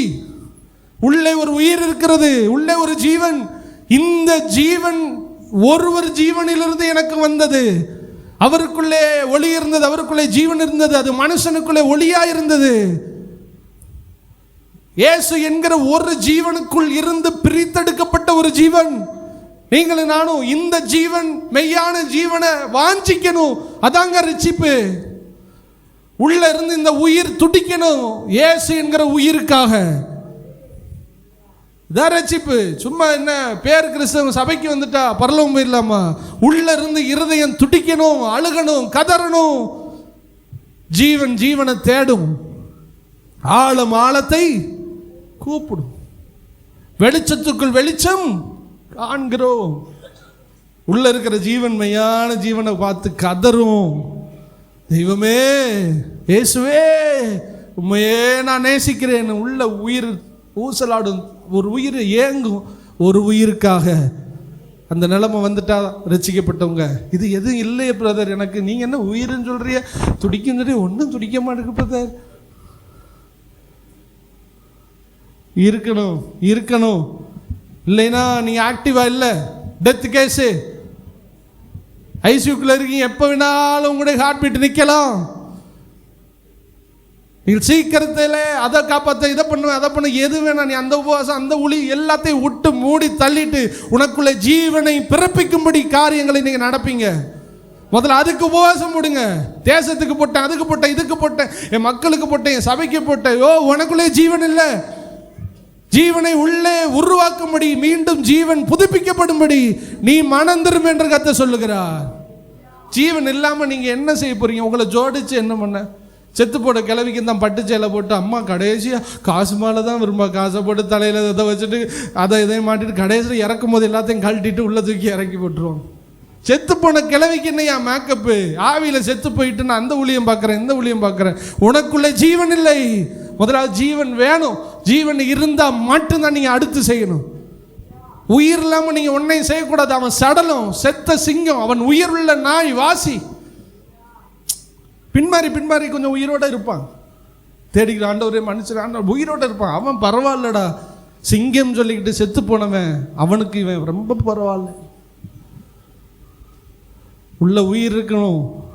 அடையாளம் என்ன? நான் சொல்கிற அடையாளம் என்ன? தேவனுக்கான பசி. நீங்கள் பசிச்சா மணியை பார்க்க மாட்டீங்க. யாங்கோ பிரதர் எப்போ முடிப்பார்? பசிச்சா நைட்டு போய் நீங்கள் ஜெபம் பண்ணாமல் இருக்க மாட்டீங்க. பசிச்சா இன்னைக்கு காலையில் ஞாயிற்றுக்கிழமை செய்தி தானே கேட்குறோன்னு நினைக்காம நீங்கள் பைபிள் கண்டிப்பாக படிச்சுட்டு வந்திருப்பீங்க. பசிச்சா வேறு என்டர்டெயின்மெண்ட்டு போகாமல் எங்கேயும் போகாமல் வீட்டில் உட்காந்து கொஞ்ச நேரம் கிடைக்கிற நேரத்துக்கு ஆண்டவரை நீங்கள் தேடுவீங்க. பசிச்சா தூக்கத்துலேயும் அவரை நினச்சிக்கிட்டு இருப்பீங்க. பசிச்சா அதிகாலையில் எழும்புவீங்க. பசிச்சா பாவத்தை விட்டு வெளியே வருவீங்க. பசிச்சா சொப்பனம் தரிசனத்தை பார்ப்பீங்க. உயிர் இருந்தால் இதெல்லாம் நடக்கும். இதெல்லாம் எதுவுமே இல்லைன்னா செத்தவர்கள். சபையில் தயவு செய்து நீங்கள் யோசித்து பாருங்கள். நான் ஏதோ உணர்ச்சி வசமாக பேசுறதுக்கா பேசலை. உங்களுக்குள்ள இதை வச்சுக்கிட்டா தான் வருகைக்கு போக முடியும். தமது ஜீவனை தம்முடையவர்களை அழைத்து கொள்ளும்படி ஆண்டவர் வருகிறார். நல்லா கவனிக்கலாம். ஆண்டவர் ஒரு மேக்னெட் மாதிரி ஒரு காந்தத்தை போல வரப்போறாரு. இரும்பு துகள்களும் காந்தங்களாக இருக்கிறவர்கள் எல்லாரும் அவரோடு கூட. இப்போ நீங்கள் எல்லாரும் நான் எல்லாரும் பிளாஸ்டிக்காக மாறிட்டோம்னா காந்தத்தில் விட்டுவோமா?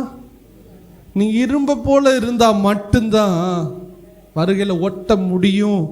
பிளாஸ்டிக்காக இருந்தால் உங்களுக்குள்ள ஆண்டவரோட வருகையில் சேர முடியாது. ஆத்மாவில் ஜீவன் இருக்கான்னு பாருங்க. வந்தால் அவரோட பறப்பீங்க. பிளாஸ்டிக் பறப்பாது. சின்ன பிள்ளையில தூளெல்லாம் ஒரு காந்தத்தை கம்பலை கட்டி அப்படியே கச்ச குச்சான்னு அப்படியே காந்த துகள்களை எடுத்து பேப்பர் கீழே வச்சு டான்ஸ் ஆட விடுவோம். அப்படியே வருகை வரும். எத்தனை விசுவாசி டான்ஸ் ஆடுறான்னு பார்ப்போம். காந்தம் மேலே வரும். பிளாஸ்டிக் துகள்களும் கிடக்கும் சபைக்குள்ள. மேலே காந்தம் வரும்போது தம்முடையவர்கள் முதலாவது மறுரூபமாவார்கள். உயிரோடு இருக்கிறவர்கள் அப்படியே மறுரூபமாகி தேவனோடு கூட ஒன்றாய் கீழே இருந்து அப்படியே சேர்ப்பான் பாருங்க. கல்லறைகள் திறக்கப்படும். செத்து போன ஆத்மாவோடு செத்த பிளாஸ்டிக் போல இருக்கிற துகள்களை உடையவர்கள் ஒரு நாளும் எழும்ப முடியாது. சகோதரனே, நீ முந்தினவனாய் இருக்கலாம், ஆனா நீ இப்ப ஜீவனை இழந்திருந்தா இந்த நாளிலே மனம் திரும்ப வேண்டும் என்று கர்த்தர் சொல்லுகிறார். ஜீவன் தாங்க முக்கியம். ஊழியர் ரெண்டாவது, காணிக்க ரெண்டாவது, பேர் பெருமை ரெண்டாவது, பிஸ்னஸ் அடுத்தது. நீ என்னத்தை சம்பாதிச்சு எவ்வளோ பெரிய பிஸ்னஸ், எவ்வளோ பெரிய மேற்படிப்பு படித்தா ஆண்டவருக்கு என்ன விஷயம், என்ன லாபம்? உனக்குள்ளே ஜீவன் இல்லாவிட்டால், நீ மனுஷன் உலகம் முழுவதையும் ஆதாயப்படுத்தினாலும் தனக்குள்ளே அவன் தன் ஆத்மாவுக்கு ஜீவன் இல்லாவிட்டால், கெடுத்து கொண்டால் அவனுக்கு என்ன லாபம்? எதை சம்பாதித்தாலும் இதை சம்பாதி என்று கர்த்தர் சொல்லுகிறார். உள்ள கர்த்தர் உங்களுக்கு அந்த ஜீவனை தருவாராக. கெஞ்சி ஆண்டவரை பார்த்து கேளுங்க, எனக்குள்ள இந்த ஜீவன் இல்லை ஆண்டவரே, எனக்கு இந்த ஜீவனை தாங்க. இவங்க சொல்கிற இந்த ஜீவன் இல்லை. உங்களை தேடலை, தேட முடியல, விருப்பமே வர மாட்டேங்குது. பேசிக்கிட்டே இருக்கார் ஆண்டவர் உங்கள்கிட்ட, ஜெபம் பண்ணு ஜெபம் பண்ணுன்னு. போவே மாட்டோம். நல்ல டிவி பார்க்க சொல்லி 4 மணி நேரம் போகுது. செல்ல தொட்டால மின்னல் மாதிரி நேரம் ஓடுது.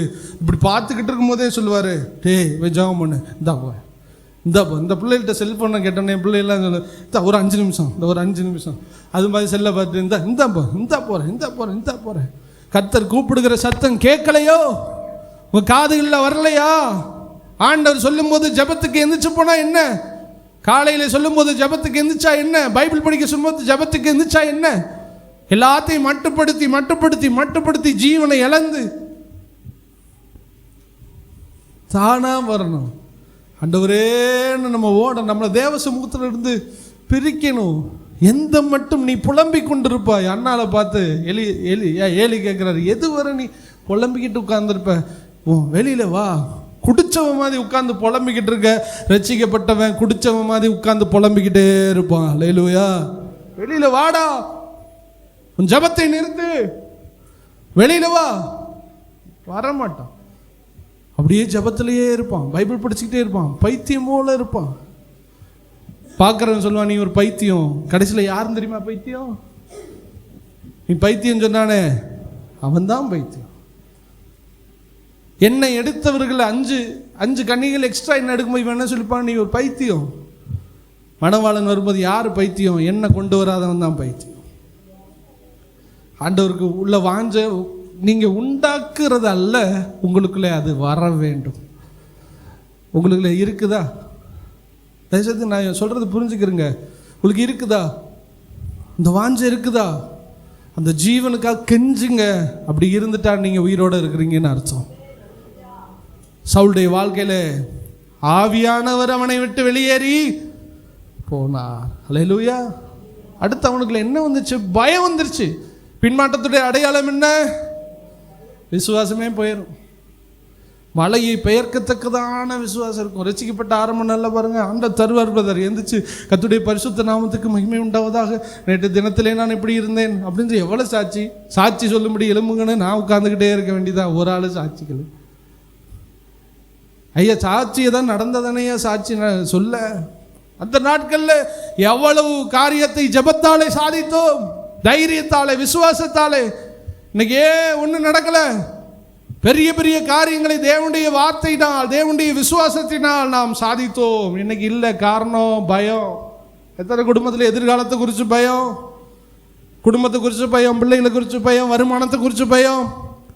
பயத்தின் ஆவி எப்பொழுதுமே வரும். ஆவியானவர் சவுலை விட்டு வெளியே போனார். ஒரு ஆவி அவனை பிடித்தது. அவன் உள்ள என்ன பண்ணுச்சு? கலக்கம், பயம். அல்லேலூயா. கலக்கவனிங்க. இந்த பயம் ஆண்டவர் என்னை எப்படி நடத்துவார்னு பயம் கடைசியில் என்ன தெரியுமா வரும்? நான் செத்தா பரலோகம் போவனா. சில பேர் பாஸ் ஆவனான்னு தெரியலன்னு சொல்லுவான். அவன் கண்டிப்பாக ஃபெயில் ஆயிடுவான். கண்டிப்பாக போவனான்னு தெரியலன்னு சொல்லாதீங்க தயவுசெய்து. போவனான்னு தெரியலங்கிற வார்த்தை வந்துட்டாலே உங்கள் சோழி முடிஞ்சிச்சுன்னு அர்த்தம். போவே. யோபு சொன்னான், இந்த புதிய ஏற்பாடும் கிடையாது, இயேசும் கிடையாது, ரட்சிப்பும் கிடையாது. அவன் சொன்னான், என் சொந்த கண்கள் அவரை என் கண்ணில் பார்ப்பையா. எத்தனை விசுவாசி சொல்ல முடியும்? ஏன் சொல்ல முடியல? பயம். அப்படியே வந்து கடைசியில் எங்கே தெரியுமா நிற்கும்? ஏத்திஸ்டாக மாறிடுவீங்க. ஒரு தேவன் இல்லாதவனை போல் மாறிவிடு. என்ன தெரியுமா சொல்லுவீங்க? உண்மைக்குமே பரலோகம் இருக்கா? போவோமா? உங்கள் ஒவ்வொரு அடக்க ஆராதனையில் எங்கேயாவது நடந்தால் கண்டிப்பாக போங்க. போகும்போது உங்களை செக் பண்ணி பாருங்க. போகும்போது ஐயோ சீக்கிரம் போயிட்டாரே, ஆண்டவர்கிட்ட போயிட்டாரே, எனக்கு எப்பொழுது தான் இந்த வாய்ப்பு கிடைக்கும்னு இல்லாமல், ஆண்டவரே பயமாக இருக்கு, மூக்கில் பஞ்சு வச்சுருக்காங்களே, மண்ணுக்குள்ளே போகிறாங்களே, எங்கே போவாங்க? அங்கே இருக்குது லாசர் கதை சொன்னால் எங்கே சொன்னால் ஐயோ ஒன்றும் பயமாக இருக்கு, நான் எங்கே போவேன் தெரியலையே. இதெல்லாம் பயத்தினுடைய அடையாளம். நாம் காணாத விசுவாசித்து கொண்டு இருக்கிறோம். நான் சொல்கிறேன், நீதிமானுக்குள்ள ஆண்டவருக்குள்ள கரண்ட்டாக ஆவியில் பலனாக இருக்கிறவனுக்கு தைரியம் சிங்கத்தை போல இருக்கும். என்ன முதலாவது தைரியம்? நான் செத்தா ஆண்டவர் சமூகத்தில் நான் போய் முழிப்பேன். அந்த விசுவாசம் இன்பில்டாக உங்களுக்குள்ள வரணும். இதை யாரும் உருவாக்க முடியாது. அதில் நல்லா புரிஞ்சுக்கிறீங்க. நீங்கள் எந்த இதை படித்து, நீங்கள் எந்த தியாலஜிக்கல் படித்து உருவாக்க முடியாது. நீங்கள் தேவனோடு கூட இருந்தால் மட்டும்தான் இந்த ஃபெய்த் வரும். இந்த ஃபெய்த்து தான் நங்கூரம். இந்த ஃபெய்த்து உங்களை விட்டு போயிட்டா உங்கள் விசுவாச கப்பலே காலி. சொல்கிறது சரியா இல்லையா? பரலோகம் போவேங்கிற நம்பிக்கை முதல்ல போயிட்டுனா, சந்தேகம் வந்துருச்சுன்னா அந்த கப்பலே காலி, விசுவாசமே காலி, உங்கள் லைஃபே காலி. மொத்தத்தில் நீங்கள் ஒரு ஜீரோவில் நின்றுக்கிட்டு இருக்கீங்க. நீங்கள் ஒரு டேஞ்சரான சுச்சுவேஷன் நினைக்கிறீங்க. நீங்கள் மூழ்க போறீங்கன்னு அர்த்தம். முதல் ஃபெய்த்து ஜீவனுள்ள தேவன் கிறிஸ்துவை எப்படி எழுப்பினாரோ அப்படியே அவர் என்னையும், எத்தனை பேர் சொல்ல முடியும்? எழுப்புவார், நம்மளை எழுப்புவார் அப்படிங்கிற தைரியம் மனசில் அப்படியே ஊடுருவி பாயணும். அந்த சந்தோஷம் உங்களை நிலைத்திருக்க வேண்டும். அது இல்லைன்னா கலக்கம்தான் வரும். அல்லேலூயா. அடுத்து சூழ்நிலைகளை கண்டு கலக்க வரும். கவனிங்க, பெலிஸ்தியன் ஆகிய கோலியாத் யாராவது எனக்கு சண்டைக்கு வாங்கணும் மிரட்டினா, நல்லா கவனிக்கணும், மிரட்டினா அவன் வார்த்தைகளை கேட்ட சவுலும் அவன் கூட்டத்தாரும் பயந்தார்கள். 1 சாமுவேல் 17:11. அடுத்து இங்கே பயப்படுறான் பாருங்க சவுல்.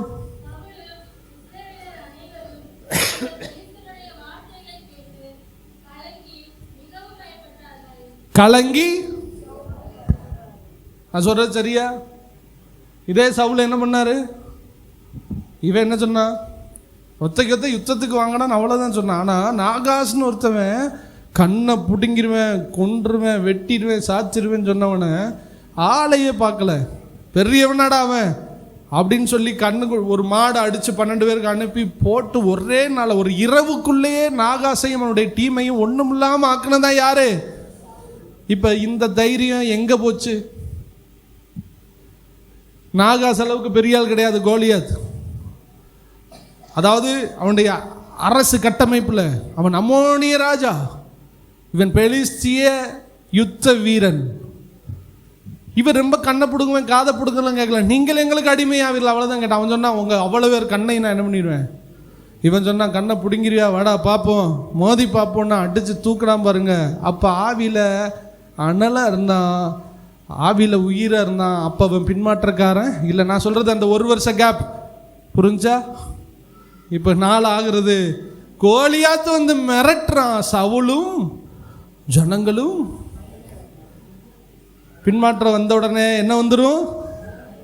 பெரிய பெரிய விஷயத்தை ஜபத்தில் சாதிச்சவங்க சின்ன விஷயத்துக்கு இப்போ உட்கார்ந்து புலம்பிக்கிட்டு இருப்பீங்க. அந்த விசுவாசம் எங்கே? விசுவாசங்கிறது ஒரு ஜீவனின் அடையாளம்.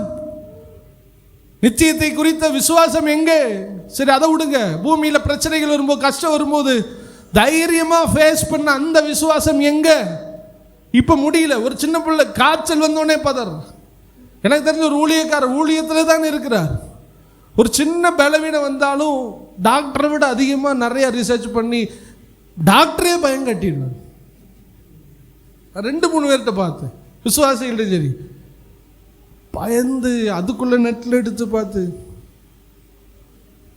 இப்படிலாம் இருந்தால் என்னென்ன சிம்டம்ஸா டாக்டர் சொல்கிறார். அப்படிலாம் இல்லையா, தயவு செய்து போயா, திருப்பி வருவார். இல்லை வேற இன்னொன்று மாதிரி இருக்கா, அப்படியே அந்த நோய் தான், இந்த நோய் தான், ஒரு கட்டி வரக்கூடாது, இந்த நோய் தான், ரத்தம் வரக்கூடாது, இந்த நோய் தான், தலை வலிக்கக்கூடாது, அந்த நோய் தான்.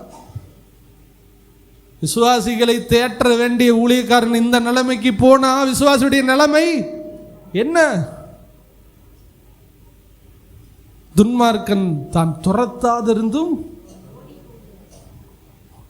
துரத்தவே இல்லைங்க உங்களை. ஏன் ஓடுறீங்க? யார் ஓட சொன்னது? எது ஓட வைக்குது? உனக்குள்ளே எனக்குள்ளே ஜீவன் இருந்தால் தேவன் நிற்க வைப்பார். ஏன் ஓடுறோம்? ஜீவன் போச்சு, செத்துருச்சு உள்ள. விசுவாசம் இல்லை, அதோட தான் இப்போ ஓடுறோம். கர்த்தர் இந்த நாள் விசுவாசத்தை தருவாராக. பேசிக்கிட்டு இருக்கேன்னா இதிலெல்லாம் நிறைஞ்சிருக்குன்னு நினைக்காது. எனக்கு நான் ஒன்றே ஒன்று கண்டுபிடிச்சேன். ஊழிய வருஷங்கள் 11 ஆண்டுகள் ஆகிறது. நான் ஒன்றே ஒன்று கண்டுபிடிச்சேன். நான் விரும்புகிறதை பேசுகிறேன், பேசின பின்பு கர்த்தர் எனக்கு அதை தருகிறார். ஹல்லேலூயா. இங்கே பேசுகிற எல்லாம் எனக்குள்ளே வந்துருச்சு நீங்கள் நினைக்காதீங்க. எனக்கு வேணும்னு எனக்காக நான் பேசிக்கிட்டு இருக்கேன். ஆனால் நிச்சயமாக தெரியும், இந்த செய்திக்கு பின்பாக கர்த்தர் எனக்கு அந்த பலனை தருவார், எனக்கு பேசினதை தருவார். பிரயாசப்படுகிறவன் முந்தி முதல்ல எனக்கு தான், அடுத்து தான் உங்களுக்கு. கர்த்தர் எனக்கு அந்த விசுவாசத்தை தருவார், தந்து கொண்டிருக்கிறார். நான் எதை பேசுகிறேனோ கர்த்தர் எனக்கு அதை தருகிறார். உள்ள ஜீவன் இருந்தால் தான் தைரியம் இருக்கும். துரத்தாம ஓடுற அனுபவம் இருந்தால் நீங்கள் பின்மாற்றத்தில் இருக்கீங்க. ஓடக்கூடாது, பயப்படக்கூடாது. இப்படி ஆயிருமோ, அப்படி ஆயிருமோ, இப்படி மிரட்டிட்டான். சில சூழ்நிலை மிரட்டுது. உங்களுக்குள்ள ஃபெய்த் என்ன போச்சு? என்ன ஆண்டவர் என்னோடு இருக்கிறாருன்னு தைரியம் இருந்துச்சு, இன்னைக்கு ஏன் இல்லை? ஏன் இல்லை? கொஞ்சம் யோசித்து பாருங்க. நான் சொல்கிறேன் எல்லாமே உங்களுக்குள்ள இருக்கா? நான் என்னத்தையாவது எடுத்து பேசிக்கிறேன். உங்களுக்கு புரியுதா நான் சொல்கிறது? ப்ராக்டிக்கல் தானே. உங்களுக்குள்ள ஃபெய்த் இருக்கணும். பெரிய பெரிய விஷயங்களை நீங்கள் மோதணும், ஜெயிக்கணும், நம்பிக்கை இருக்கணும்.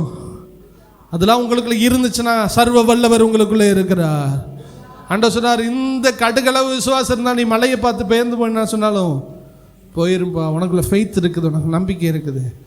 ஆண்டவர் பார்த்து சொல்கிறார், ஆண்டவரே எனக்குள்ள இதெல்லாம் குறையுது, ஃபெய்த்லாம் குறையுது, அப்போ நான் பின்மாறிட்டனோன்னு உங்களை சோதிச்சு பாருங்கள். பின்மாற்றத்துக்குள்ளே இருந்தால் இதுதான் அடையாளம். நீங்கள் ஆண்டவருக்குள்ளே இருந்தால் உங்களுக்குள்ளே தைரியம் வரும், ஒரு வீரம் வரும். ஹல்லேலூயா. அதான் வீர தத்துவம். தாவீதோடு இருந்தவர்கள் வீர தத்துவர்களாக இருந்தார்கள். இடதுகை வலதுகை வாட்டம் உள்ளவர்கள், கவன்கள் எரிகிறவர்கள். உண்மையா ஆண்டவரை பின்பற்றி ஆண்டவருக்குள்ள ஜீவனா இருக்கிறவங்க சகல ஆயுதங்களை சுமந்து செல்லுகிற போர் வீரர்களாக இருப்பார்கள். அவர்கள் யோர்தானை எதிர்த்து நீவார்கள். தாவீதை ராஜாவாக்கும்படி யார் வந்தா? நிறைய பேர் வந்தாங்க. எப்படி வந்தாங்க? யோர்தானை எதிர்த்து. யோர்தான் பிரவாகித்து ஓடும்போது யோர்தானை கடந்து வந்தார். கவன்கள் எறிகிறதுல வீரன், ஒருத்தன் பட்டயத்தில் வீரன், எல்லாம் வீரர்களாக இருக்கிறார்கள். தாவீதை கீழே ஆண்டவராகிய இயேசு கிறிஸ்துவை ஏற்றுக்கொண்டு ஆத்மாவிலே ஜீவனுள்ள நீங்கள் விசுவாசத்தில் வீரர்களாக இருக்க வேண்டும். விசுவாசம்ங்கிறது ஆவிக்குரிய வாழ்க்கையில் நான் பின்மாறலைங்கிற ஒரு அடையாளம். விசுவாசமின்மை நான் பின்மாறி விட்டேன் என்கிறதுடைய அடையாளம். உங்களுக்கு இந்த மூணாவது இருந்துச்சுன்னா நீங்கள் ஜெபம் பண்ணி அதை விட்டு வெளியே வரும்படி கர்த்தர் விரும்புகிறார். அல்லேலூயா. கடைசியாக ஒரு விஷயத்தை நான் சொல்லி முடிக்கிறேன். நாலாவது அடையாளம் பொறாமை. பின்பாற்றத்துக்குள்ளே போனவனுடைய நாலாவது அடையாளம் பொறாமை. 1 சாமுவேல் 18:8-9.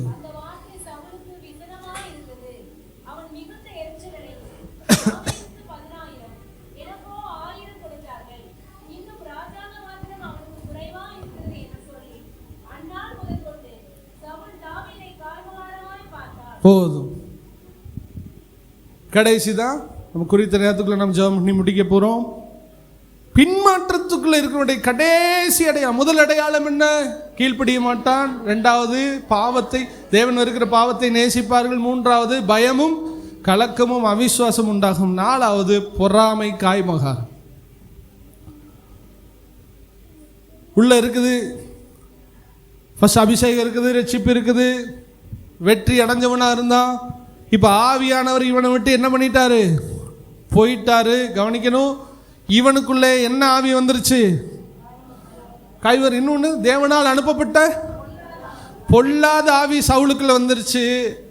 இவன் அனாயிட்டிங்க அபிஷேகத்தை அழைப்பை இழந்து இவன் நிற்கிறான். யாரு? சவுல். இப்போ ஃப்ரெஷ்ஷாக ஒருத்தவன் அனாயிட்டிங்க வாங்கிட்டு ஒருத்தவன் நிற்கிறான். அவன் தான் யாரு? தாவீது. நல்லா கவனிங்க. ஆவியில் நிறைஞ்சிருக்கிறவனுக்கும் ஆவியில் நிறையாம பின்மாற்றத்தில் இருக்கிறவனுக்கும் 2 பேருக்கும் என்னைக்கும் ஒத்தே. புரிஞ்சுட்டீங்களா? உங்களுக்கு யாரோடைய அது ஒத்து போகலை. நான் சொல்றது இந்த ஆங்கிள் எடுத்துக்கிறணும். அதில் ஆவியில் அனலாக இருக்கிறவன் ஒத்து போகலைன்னு சொல்ல மாட்டான். தாவீது சவுலுக்கு ஒத்து போகலைன்னு அவன் சொல்லலை. அவன் கடைசி வரை சவுலை நேசித்தான். ஆனால் ஒரு விசுவாசி இன்னொரு விசுவாசி பகைக்கும் பொழுது ஒன்னே ஒன்று நீங்கள் புரிஞ்சுக்கிறணும். நான் ஏன் பகைக்கிறேன்? நான் ஆண்டவர்களை சரியாக இருக்கிறேனா? நீதிமான் பகைக்க மாட்டான். நீதிமானே ஒருத்தவன் உங்களை ஒரு ஆள் வெறுத்தாலும் நீங்கள் அவனை வெறுக்க மாட்டீங்க. அதான் ஆவியில் இருக்கிற அபிஷேகம். அதான் ஆவியில் அனலாக இருக்கிறது. அதான் ஆண்டரோடு இருக்கிறது. நான் சொல்ல புரியுதா?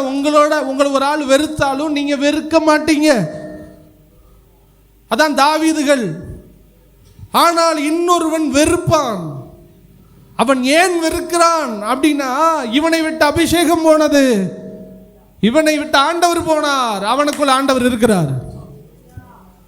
மொத்தத்தில் பகைக்கிற எவனும் பிசாசினால் பொல்லாங்கனால் உண்டாயிருந்து சகோதரனை பயத்த காயினை போல பகை, பொறாமை, காய்மகாரம் உங்களுக்குள்ள வந்துருச்சு. அது முக்கியமாக நல்லா ஆண்டவருக்குள்ள இருக்கிறவன் மேலே உங்களுக்குள்ள வந்து அவன்கிட்டே மோதிக்கிட்டு இருக்கீங்கன்னா கொஞ்சம் கவனமாக இருக்கணும். உங்களுக்குள்ளே பின்மாற்றத்தின் ஆவி பலமாக இறங்கி விட்டது தான் லாஸ்ட் ஸ்டேஜ். ஏன் சொல்கிறேன்னு சொல்லுங்க. இவனுக்குள்ள அசுத்தாவி, இவனுக்குள்ள 2 பேர் மோதுவாங்க. இப்போ ஆவியும் ஜீவனும் ஒன்றோடு கூட மோதிக்கொள்ளும். ஆவியும் மாம்சமும் மோதிக்கொள்ளும். இவனை மோதுவான். ஆனால் பார்க்க மனுஷன் மாதிரி இருக்கும். ஆனால் இவனுக்குள்ள பரிசுத்தாவி, இவனுக்குள்ள மாம்சமும் இவனுக்குள்ள அசுத்தாவியும் இருக்கும். இவனுக்குள்ள பின்மாற்றம் இருக்கும். இவன்கிட்ட மோதிக்கிட்டே இருப்பான், இவன்கிட்ட மோதிக்கிட்டே இருப்பான். இதெல்லாம் நீங்கள் செக் பண்ணிப்பாங்க. உங்கள்கிட்ட எவனாவது மோதுறானான்னு முதல்ல பாருங்க. மோதிக்கு நீங்கள் பகைச்சிட்டிங்கன்னா, பகைக்காமல் நேசிச்சிட்டிங்கன்னா நீங்கள் தப்பிச்சிட்டிங்கன்னு அர்த்தம். நீங்கள் யார்கிட்டையாவது மோதுறீங்களான்னு பாருங்க. நான் ஒருத்தன்ட்ட மோதியும் அவன் என்னைய நேசிக்கிறான்னா நீங்கள் மாட்டிக்கிட்டீங்கன்னு அர்த்தம். நான் சொல்கிற புரியுதா? உங்களை ஒருத்தன் பகைச்சும் நீங்கள் அவனை நேசிக்கிறீங்கன்னா நீ ஆவியில் ஜீவனா இருக்கீங்க.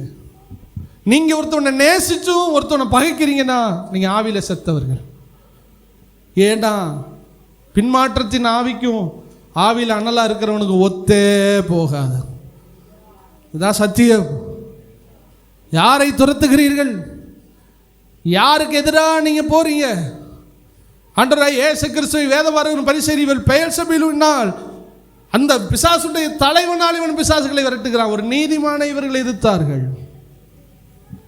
இந்த எதிர்க்கிற ஆவி. ஆனா அதே எதிர்த்தவனை ஆண்டவர் நேசிச்சார். அதான் பரிசுத்த ஆவி. ஹல்லேலூயா. தன்னை காட்டி கொடுத்த துரோகி சிநேகிதனே என்றார். அதுதான் பரிசுத்த ஆவி.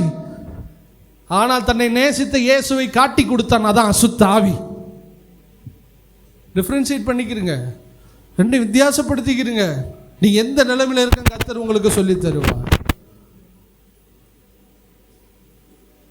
கோலியாத்தை கொண்டோன்னு சொல்றாங்க. கோலியாத் தாவீது ஜெயிச்சது 10,000, இவனுக்கு 1000. 10,000 10,000னா 10,000 1000 இப்படி டிஃபரன்ஷியேட் பண்ணி அவன் ரெண்டு பேரும் புகழ்ந்த உடனே மைண்டுக்குள்ள முதல்ல வருது. இதுக்கு முன்னாடினா அவன் யோசித்திருக்கவே மாட்டான். ஆனால் இப்போ யோசிக்கிறான். என்ன யோசிக்கிறான்? காய்மகாரம் வந்தது, என்னைய விட தாவீது பெரியாளா மாறிட்டான்.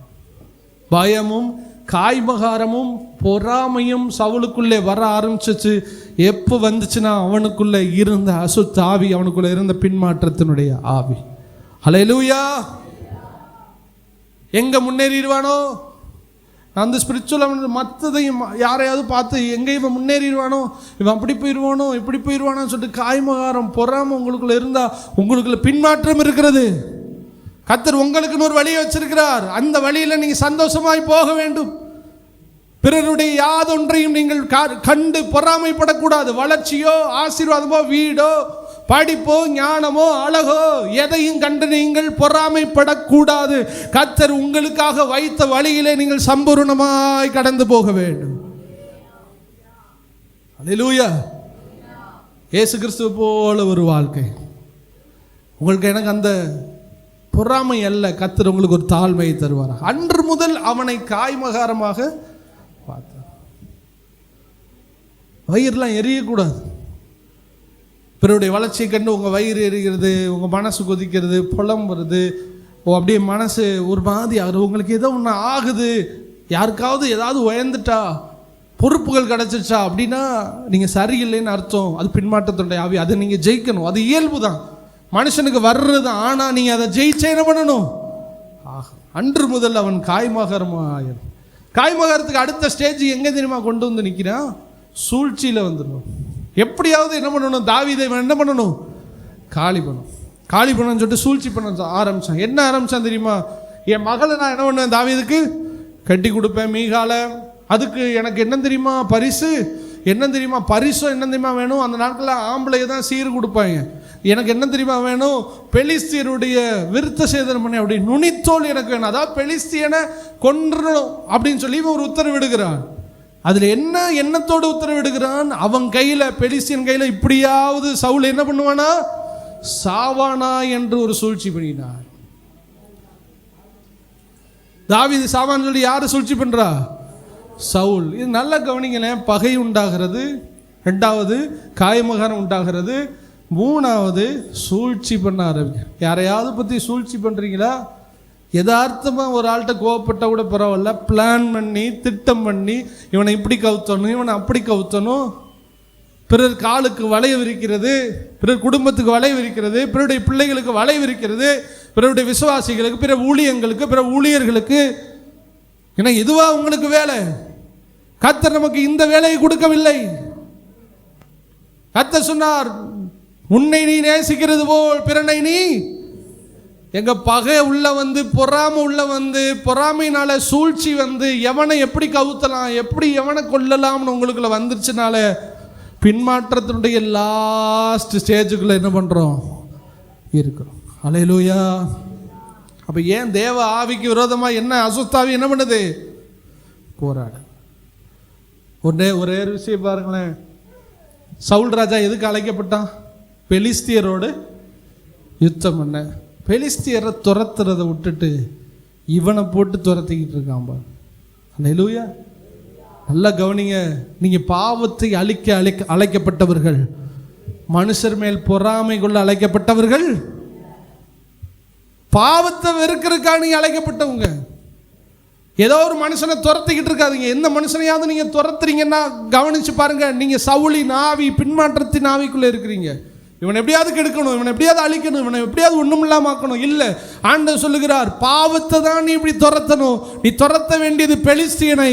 நீ யாரை துரத்தி கொண்டிருக்கிறாய்? தாவீதை துரத்தி கொண்டிருக்கிறாய். அதான் பின்மாற்ற ஆவி. மனுஷனை பகைச்சு அவனையே துரத்திக்கிறேன். உங்களுக்கு எவ்வளோ வேலை இருக்குது? நீங்கள் முதல்ல சரியாயிட்டீங்களா? நான் முதல்ல சரியாயிட்டேன்னா? எனக்குள்ளே இருக்கிற பாவத்தை நான் துரத்துறதை விட்டுட்டு யாரோ ஒருவனை துரத்து நீ சரியில்லை நான் சரியில்லை நான் குறை சொல்கிற இடத்துக்கு வந்தால் என்னை போல பின்மாற்றக்காரன் யாருமே கிடையாது. தாவீது சொல்கிறான், ராஜாவே யாரை துரத்த வந்தீர்? ஒரு கௌதாரியை வேட்டையாடுறது போல நீ வேட்டையாடுறீ. ஒரு தெல்லு பூச்சி, ஒரு குட்டி பூச்சி, கடுகளவு இருக்கிற பூச்சியை துரத்துற மாதிரி துரத்துறீங்க. கௌதாரியை வேட்டையாடுற மாதிரி, பறவை வேட்டையாடுற மாதிரி வேட்டையாடுற. செத்து நாயா இருக்கிற என்னை நீ துரத்திக்கிட்டு வரிய ராஜாவை, உனக்கு வேற வேலையே என்ன துரத்துறதுக்காக உனக்கு அபிஷேகம் கொடுத்தாரு? நீங்க நிறைய பேர் அபிஷேகத்தை வாங்கி மனுஷனை துரத்திக்கிட்டு இருக்காங்க. அபிஷேகம் எதுக்கு? பிசாசை துரத்துவதற்கு. சபையில் உள்ள விசுவாசியை துரத்துறதுக்கு அல்ல, சபையில் உள்ளவர்களை பகைப்பதற்கு அல்ல. நீ பகைக்க வேண்டியது பிசாசு. நீ நல்லா தெரிஞ்சுக்கணும். உங்களுடைய கான்செப்ட் மாறி மனுஷனை துரத்திக்கிட்டு இருந்தீங்கன்னா நீங்கள் பின்மாற்றக்காரர்கள், நான் பின்மாற்றக்காரன். உங்களுக்குள்ள ஒரே ஒரு எதிராளி மாத்திரமே இருக்க வேண்டும். அவன் எதிராளியாக பிசாசானவன். அவன் மட்டும்தான் உங்களுக்கு எதிரி. அவனை விட்டு நீங்க யாரையாவது துரத்தி, யாருக்காவது பிரச்சனை பண்ணி, யாருக்காவது நீங்க பண்ணிக்கிட்டு இருந்தா நீங்கள் லெக்கு மாறிவிட்டீர்கள். உங்களுக்குள்ள இருக்கிறது பின்மாற்றத்துடைய ஆவி. அல்லேலூயா. துரத்துறான் கடைசியில் அப்படியே வந்து சவுலுடைய முடிவு, ஒரு யுத்தம் பலத்து போகிறது. ஆவியானவர் போயிட்டார், எல்லாம் போய் 100% இந்த கண்டிஷன் வரும்போதெல்லாம் 85-90 போயிட்டான். தாவீது ஒவ்வொரு தடவையும் ஃபீலிங்காக பேசும், ஏன் ராஜா என்னை போட்டு துரத்துறீங்க அப்படின்னு கெஞ்சுவான். சின்ன பையன் கெஞ்சுவான். உடனே சவுல் என்ன பண்ணுவான், மகனே இனிமே நான் உன்னைய துரத்த மாட்டேன்டா அப்படின்னு சொல்லிட்டு போயிட்டு திரும்ப துரத்துவான். இந்த பொறாம பிடிச்ச இந்த விடவே மாட்டாங்க. கொஞ்ச நேரம் மனஸ்தாப்படுவாங்க, திரும்ப துரத்துவாங்க. தாவீது கையில சவுல் மாட்டியும் தாவீது 2-3 தடவை உயிரை காப்பாற்றி விடும். நீ ராஜாவே, உங்க உயிர் என் கையில் அருமையா இருந்துச்சு, என் உயிரும் ஆண்டவருடைய பார்வையில் அருமையாய் இருப்பதாக. இதாங்க அபிஷேகம் பண்ணப்பட்டவன். ஆனால் சவுலோ தேவையற்ற தாவீதை துரத்தி தன் வாழ்க்கையை முடிச்சு கடைசியில் யுத்தத்துல எல்லாம் கோட்டை விட்டுட்டான். இவன் மட்டும் பெலிஸ்தியனை துரத்தி இருந்தா பெலிஸ்தியன் கையில் என்ன பண்ணியிருக்க மாட்டான், செத்திருக்க மாட்டான். தாவீதை துரத்தி கடைசியில் பெலிஸ்தியனுடைய யுத்தம் வருகிறது. நான் சொல்லி முடிக்கிறேன். யுத்தம் பலத்து போகிறது. தாவீதும் சவுலுடைய ஆட்கள் முறியடிக்கப்படுகிறார்கள்.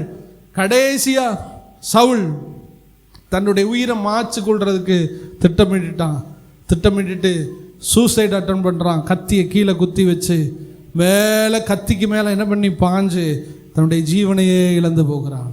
உள்ளே விழுந்துட்டான், வயிற்றில் குத்திடுச்சு, உயிர் துடிக்குது, சாவு வரல, கத்தியை விட்டு வெளியிலையும் வர முடியல. அப்போ ஒரு சின்ன பையன் போகிறான், ஒரு 17 வயசு பையன், தம்பின்னு கூப்பிட்றான். அவன் வந்து பார்த்தா, சவுல் ராஜா நீ யாருப்பா, என்னை நீ கழுத்தை வெட்டி கொன்று எனக்கு உயிர் போக மாட்டுக்கு அப்படின்னு சொல்லி சவுல் சொல்லும்போது, நான் கழுத்தை வெட்டி கொள்றதுக்கு ரெடி ஆகிறான். அவனை பார்த்து கேட்குறான், நீ யாருன்னு கேட்டான் பாருங்க. அந்த வார்த்தையிலே அவன் செத்துருப்பான். அவன் சொன்னான், நான் அமலேக்கு. உனக்கு புரியுதா? இவன் ஒரு பயம் விடாம அன்னைக்கு கொண்டிருந்தா இவன் கழுத்தை என்ன பண்ணியிருக்க மாட்டான், ஏற்கனவே செத்து போனான். ஆனா இவனுடைய மரணம் உறுதி செய்யப்பட்டது இவன் விட்டு வைத்த அமலேக்கினால் தான். கீழ்ப்படியாம போய், பாவத்தை வெறுக்காம போய், பயத்துல போய், கடைசியில் துரத்தக்கூடாததை துரத்தி, பொறாமம் பிடிச்சி, காய்மகாரம் பிடிச்சி, கடைசியில் தன் ஜீவன் போய் செத்தது எங்க தெரியுமா? இவன் விட்டு வைத்த அமலேக்கின் கைகளிலே மரித்து போனான். இவன் முதல் தடவை கீழ்ப்படியாம போகும்போது சாமுவேல் ஒரு வார்த்தை சொல்வாரு, நீ மதீனமா செஞ்ச உன் ராஜ்யத்தை கர்த்தர் நிலைப்படுத்த நினைச்சார். ஆனா நீரோ, உன் மேல பெரிய திட்டம் இருந்துச்சு சவுலே, ஆனா இன்னைக்கு நீ அதை இழந்துட்ட, நீ வேஸ்ட் பண்ணிட்ட. உன்னை சாதாரணமா அழைக்கல, பெரிய ராஜாவாய் நான் அழைத்தேன். நான் நீ கீழ்ப்படியாம போய், பயத்துக்குள்ள போய், பின்மாற்றத்துக்குள்ள போய், கடைசியில் நீ செத்தே போயிட்ட சவுலே. முந்தி அழைக்கப்பட்ட முதல் ராஜாவாகிய சவுல் பிந்தினவனாய் மாறி போனான். பின்பு அழைக்கப்பட்ட தாவீதோ முந்தினவனாய் மாறினான். சவுளுடைய வாழ்க்கை அப்படியே பின்மாற்றத்துக்குள்ளே செத்து மடிந்து நரக ஆக்கினைக்குள்ளாக கடந்து போனான். இதை கேட்குற சகோதரனே சகோதரியே, நீங்கள் எப்பொழுது வேண்டுமானாலும் அழைக்கப்படலாம், பிரச்சனை இல்லை. ஆண்டவர் இன்னைக்கு பேசின வார்த்தை, இன்று கர்த்தர் உங்களுக்கு ஒரு ஜீவனை தருவாராக. அல்லேலூயா. இன்றிலிருந்து கர்த்தர் கீழ்ப்படியக்கூடிய ஒரு நல்ல ஆவியை கர்த்தர் உங்களுக்கு தருவாராக. பாவத்தை உங்களிடத்திலிருந்து விலக்குவாராக. உங்களுடைய பயத்தை கர்த்தர் விலக்குவாராக. எல்லாரையும் அன்பு கூறக்கூடிய இடத்துல கர்த்தர் உங்களை கொண்டு வருவாராக. இன்னைக்கு ஆண்டவர் உண்மையிலேயே நம்மோடு கூட பேசி கொண்டு இருக்கிறார். இன்றைக்கு அநேகருக்குள் இருக்கிற பின்மாற்ற ஆவிகளை கர்த்தர் துரத்த போகிறார். உங்களுக்குள்ள இருக்கிற பொறாமை விலக போகிறது. இன்னைக்கு நீங்கள் முழு நம்பிக்கையாக போக போகிறீங்க. இனிமே நான் பிசாசை தான்ப்பா துரத்த போகிறேன், இனிமே பாவத்தை தான் துரத்த போகிறேன், எந்த மனுஷனையும் நான் துரத்த போகிறது இல்லை. ஹல்லேலூயா. இன்னைக்குள்ள எனக்கு ஜீவனை நீ தரப்போகிறதுக்காய் நன்றி என்று நாம் ஜெபிக்க போகிறோம். கர்த்தர் நம்மை ஆசீர்வதிக்க போகிறார். எல்லாரும் அப்படியே எழுந்திருந்து